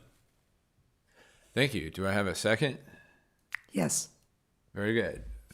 City Clerk, may we have a roll call vote, please? Certainly. Councilmember Newsom? Yes. Councilmember Diaz-Nash? Yes. Councilmember Schwicker-Goditsky? Yes. Deputy Mayor Fernandez? Yes. Mayor Lorraine? Yes. Motion carries 5-0. Thank you, everyone, for your patience with me as we have now completed the item. And thank you, Councilmember Newsom, for fixing it. No, I appreciate it. Okay, so now we have new business item 12. 13. It does say 10. Killing me here. City Manager Employment Agreement Amendment. As required by California Government Code, Section 54957.6, the following is a summary of the recommended final action on changes to the compensation for the city manager, effective February 23rd, 2026. I would again seek next steps from Councilmember Diaz-Nash. Thank you. City Manager, we are so grateful that you are here and leading the team. You always give it your best, but you definitely put the city in front of everything else, as well as all the city staff. And that's the mark of a true leader. And we are very grateful for that. We also conducted an annual performance evaluation of you and your position during a City Council special meeting on October 28, 2025. And we agreed that you as city manager meet and exceed all our expectations. The City Council appreciates professionalism, leadership, fiscal responsibility, and commitment to serving our community, while at the same time motivating everyone in the community, on the council and staff to do their utter best to make this city the best that it can be. And we definitely recognize that. Councilmember Danielle Schwerker-Gaditsky and I are also the designated city negotiators for the employment agreements for the city manager. Following discussions with the city manager, the city council considered the city manager's performance and salary compaction between the city manager and city department heads. As a general standard and consistent with our city's practice, there should be at least a 10% salary differential to avoid compaction. Based on the positive performance evaluation and this compaction analysis, the recommendation before council is to amend the city manager's employment agreement and approve a 6% salary increase as a special adjustment to address the salary compaction issue with a revised annual compensation of $380,120.00. Congratulations. And City Clerk, do we have any public comment on that? Mayor Lorraine, there's no request to speak on this item. Okay, thank you. I will close public comment and entertain a motion. I motion. Second. City Clerk, may we have a roll call vote, please? Certainly. Councilmember Schwerker-Gaditsky? Yeah. Deputy Mayor Fernandez? Yes. Councilmember Diaz-Nash? Yes. Mayor Lorraine? Yes. And Councilmember Newsom? Yes. Motion carries 5-0. May I you. just add, I want to thank you for your kind comments. Ditto. Excellent. And now we have Congratulations. a report announcement and committee updates opportunity for anyone. No. Oh. No, there are some who would like to give some, including Councilmember Diaz-Nash. Thank you, Mayor. I am most grateful to you and to everyone. For the past 2 weeks, I have heard from many residents about the proposed Horizon Behavioral Health Recovery Center. Their questions and concerns mirror what we all heard tonight during general public comment. Everyone is uniformly supportive of sobering and detoxification centers, but have questions and concerns about public safety, especially regarding children and seniors. Insufficient notification of residents and other stakeholders about the project, lack of transparency about the history of this project, lack of specificity about the project's annual plans and detailed processes, which have led to confusion, concerns, and fears which may be founded or unfounded. Insufficient understanding of the role of the county, Horizon Services, Inc., and the City of San Mateo. This is, to be clear, a Horizon Services project, but the county is the project sponsor. Due to State Law AB 531, as our city manager mentioned earlier this evening, the City of San Mateo will have regulation authority only about whether the project buildings meet our objective design standards, not what goes on within that building. Worry about the impact of the project on already difficult traffic issues, such as speeding, frequent collisions, and parking. The need for neighbors to have sufficient time to be able to ask detailed questions, and as well as follow-up questions. And finally, the need to have real conversations, let people's voices be heard, and influence final decisions. There appears to be an overall need to share information and build trust around this project. I attended the Zoom community meeting last week, and was very pleased to hear that Horizon talked about its good neighbor policies. The way you demonstrate that you are a good neighbor is to talk to your neighbors, hear what they're saying, and work together to create solutions. As such, I would like my colleagues' support to ask our city manager to draft a letter on behalf of council and send it to the Board of Supervisors and the San Mateo County Executive. This letter should request the county and the Board of Supervisors, as the project sponsors, to hold an in-person community meeting in March on this Horizon project. The City of San Mateo could work with the county to broadly promote this meeting across all our various outreach channels. Importantly, we need to promote this meeting as a way to respectfully exchange views. The agenda of this meeting should specifically address the concerns and questions of residents as noted above. This also should not be a one and done meeting, but the initial step in building solutions that work for Horizon, the county, the city, and the residents. It will be important that the county staff and Board of Supervisor representatives attend, as well as Horizon staff, as they all have different areas of responsibility surrounding this project. It is particularly important that Horizon staff be present, as attendees will have detailed questions that will only be able to be answered by them. I look forward to doing what I can to support this important community effort. I thank all the residents and organizations who have engaged on this issue and encourage them to stay engaged. So, Thank you. Yeah, thoughts from council members? Go ahead. I would like to second. I would like to show my support in writing a letter. I appreciate the Councilmember Diaz-Nash. I really appreciate your attempts at clarification and transparency on this project. This is something that the neighbors should know about what the changes are going to be within the neighborhood. And as part of that letter, I would actually, and this is, you can take this suggestion or not, but I would request that maybe the meeting would be in the evening so that residents who are working would be able to attend. yes, during the week, I would agree completely. Thank you. I concur. Yeah, that was one of my comments as well, was that it should not be a day, 9 o'clock and not a Tuesday. It should be an evening meeting so that locals can attend and not have to, miss work. I agree too.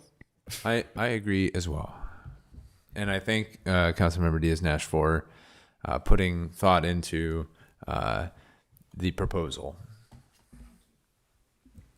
I have the direction I need, and we'll go ahead and put a letter together for the mayor's signature. Thank you very much. Thank you, Mr. City Manager. Thank you to my colleagues. Sorry, just do you have any other reports, announcements, Councilmember Diaz-Nash? I think I've taken more than my time. Councilmember going Speaker, if you good to want. see. Okay. I just wanted to follow up about our discussion on Humboldt. It would seem that there's quite a bit of confusion in the public about what we actually approved. And so I'm wondering if there's an opportunity for us to put out some kind of a clarification or statement so people know what the short-term versus long-term plans are.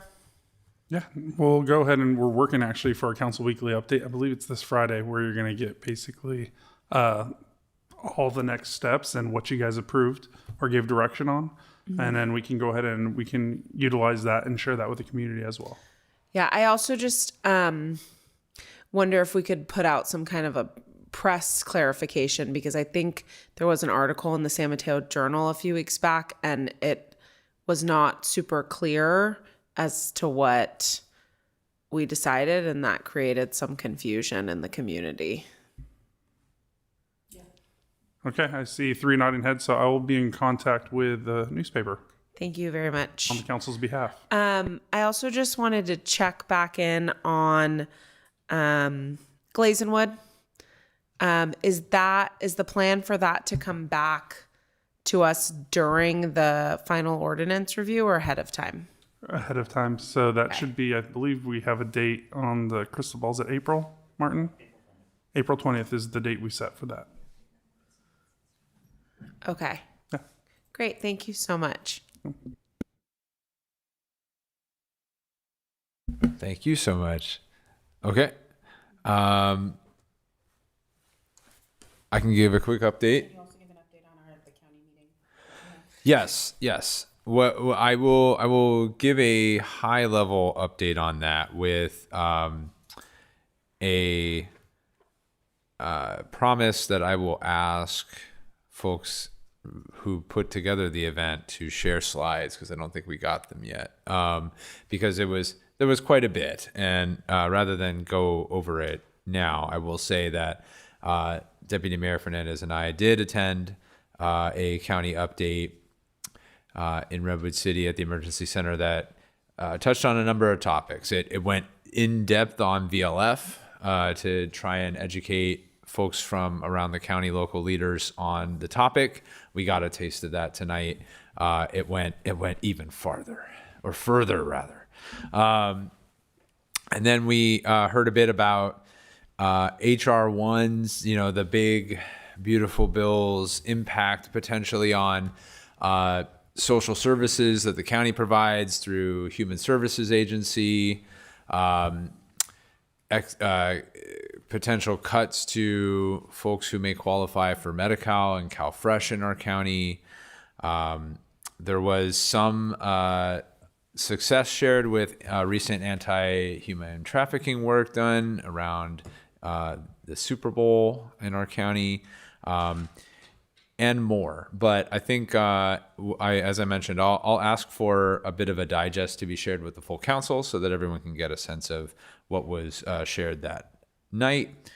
I also attended the Glazenwood community meeting with Councilmember Diaz-Nash. Zachary Dahl, our department director for community development, was there with staff, and a number of Glazenwood residents, I would say at least 20, were there to share, to ask questions about.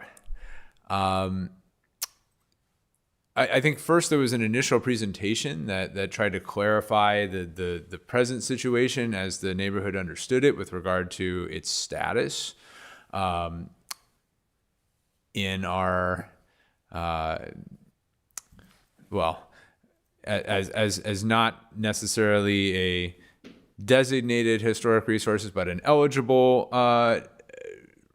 historic district in the National Register. And so there were questions from the community to staff about what next steps would look like. And Councilmember Speaker Kadisi just mentioned through her question that we will have an item back before council soon. And Councilmember Diaz-Nash, do you want to add anything? The only thing to add is I think it was a very good use of everyone's time, because there were city staff who came, really was very impressive in terms of sharing their knowledge and the details. And I think the residents, once again, they felt their voice heard. And so they were much more engaged, much more supportive of the city process. And they also learned the next day or the next couple of days that there was a pillar at the entrance to Glazenwood that had been knocked over. And they had asked for, how is it going to be repaired? And there was not really a resolution at the meeting.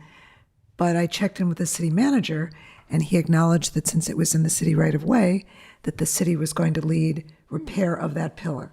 So that was just an additional way that they felt the city was really listening to them. So excellent. I appreciate that. And I apologize. I will admit I could have prepared with a few more notes to share. So thank you for backing me up on that. Does anyone else have anything? Okay. In that case, I may have a note here that I may wish to share before we adjourn. Or I may not. If I recall, though, I think we wanted to acknowledge that we've recently had Lunar New Year and wanted people to enjoy the celebration of this, as well as Ramadan. And it just seems like we've gotten a couple of holidays and celebrations lately. We have Black History Month. So just, I think, touching on a couple of milestone dates that have passed since our last council meeting, hoping everybody is enjoying the holidays and or fasting and doing well with their practice. And I apologize for not being more articulate there either, but I hope the spirit is understood, and may you all be well until next meeting. And until then, we are adjourned. Thank you. And it's next Monday. We're meeting again next Monday. So it's not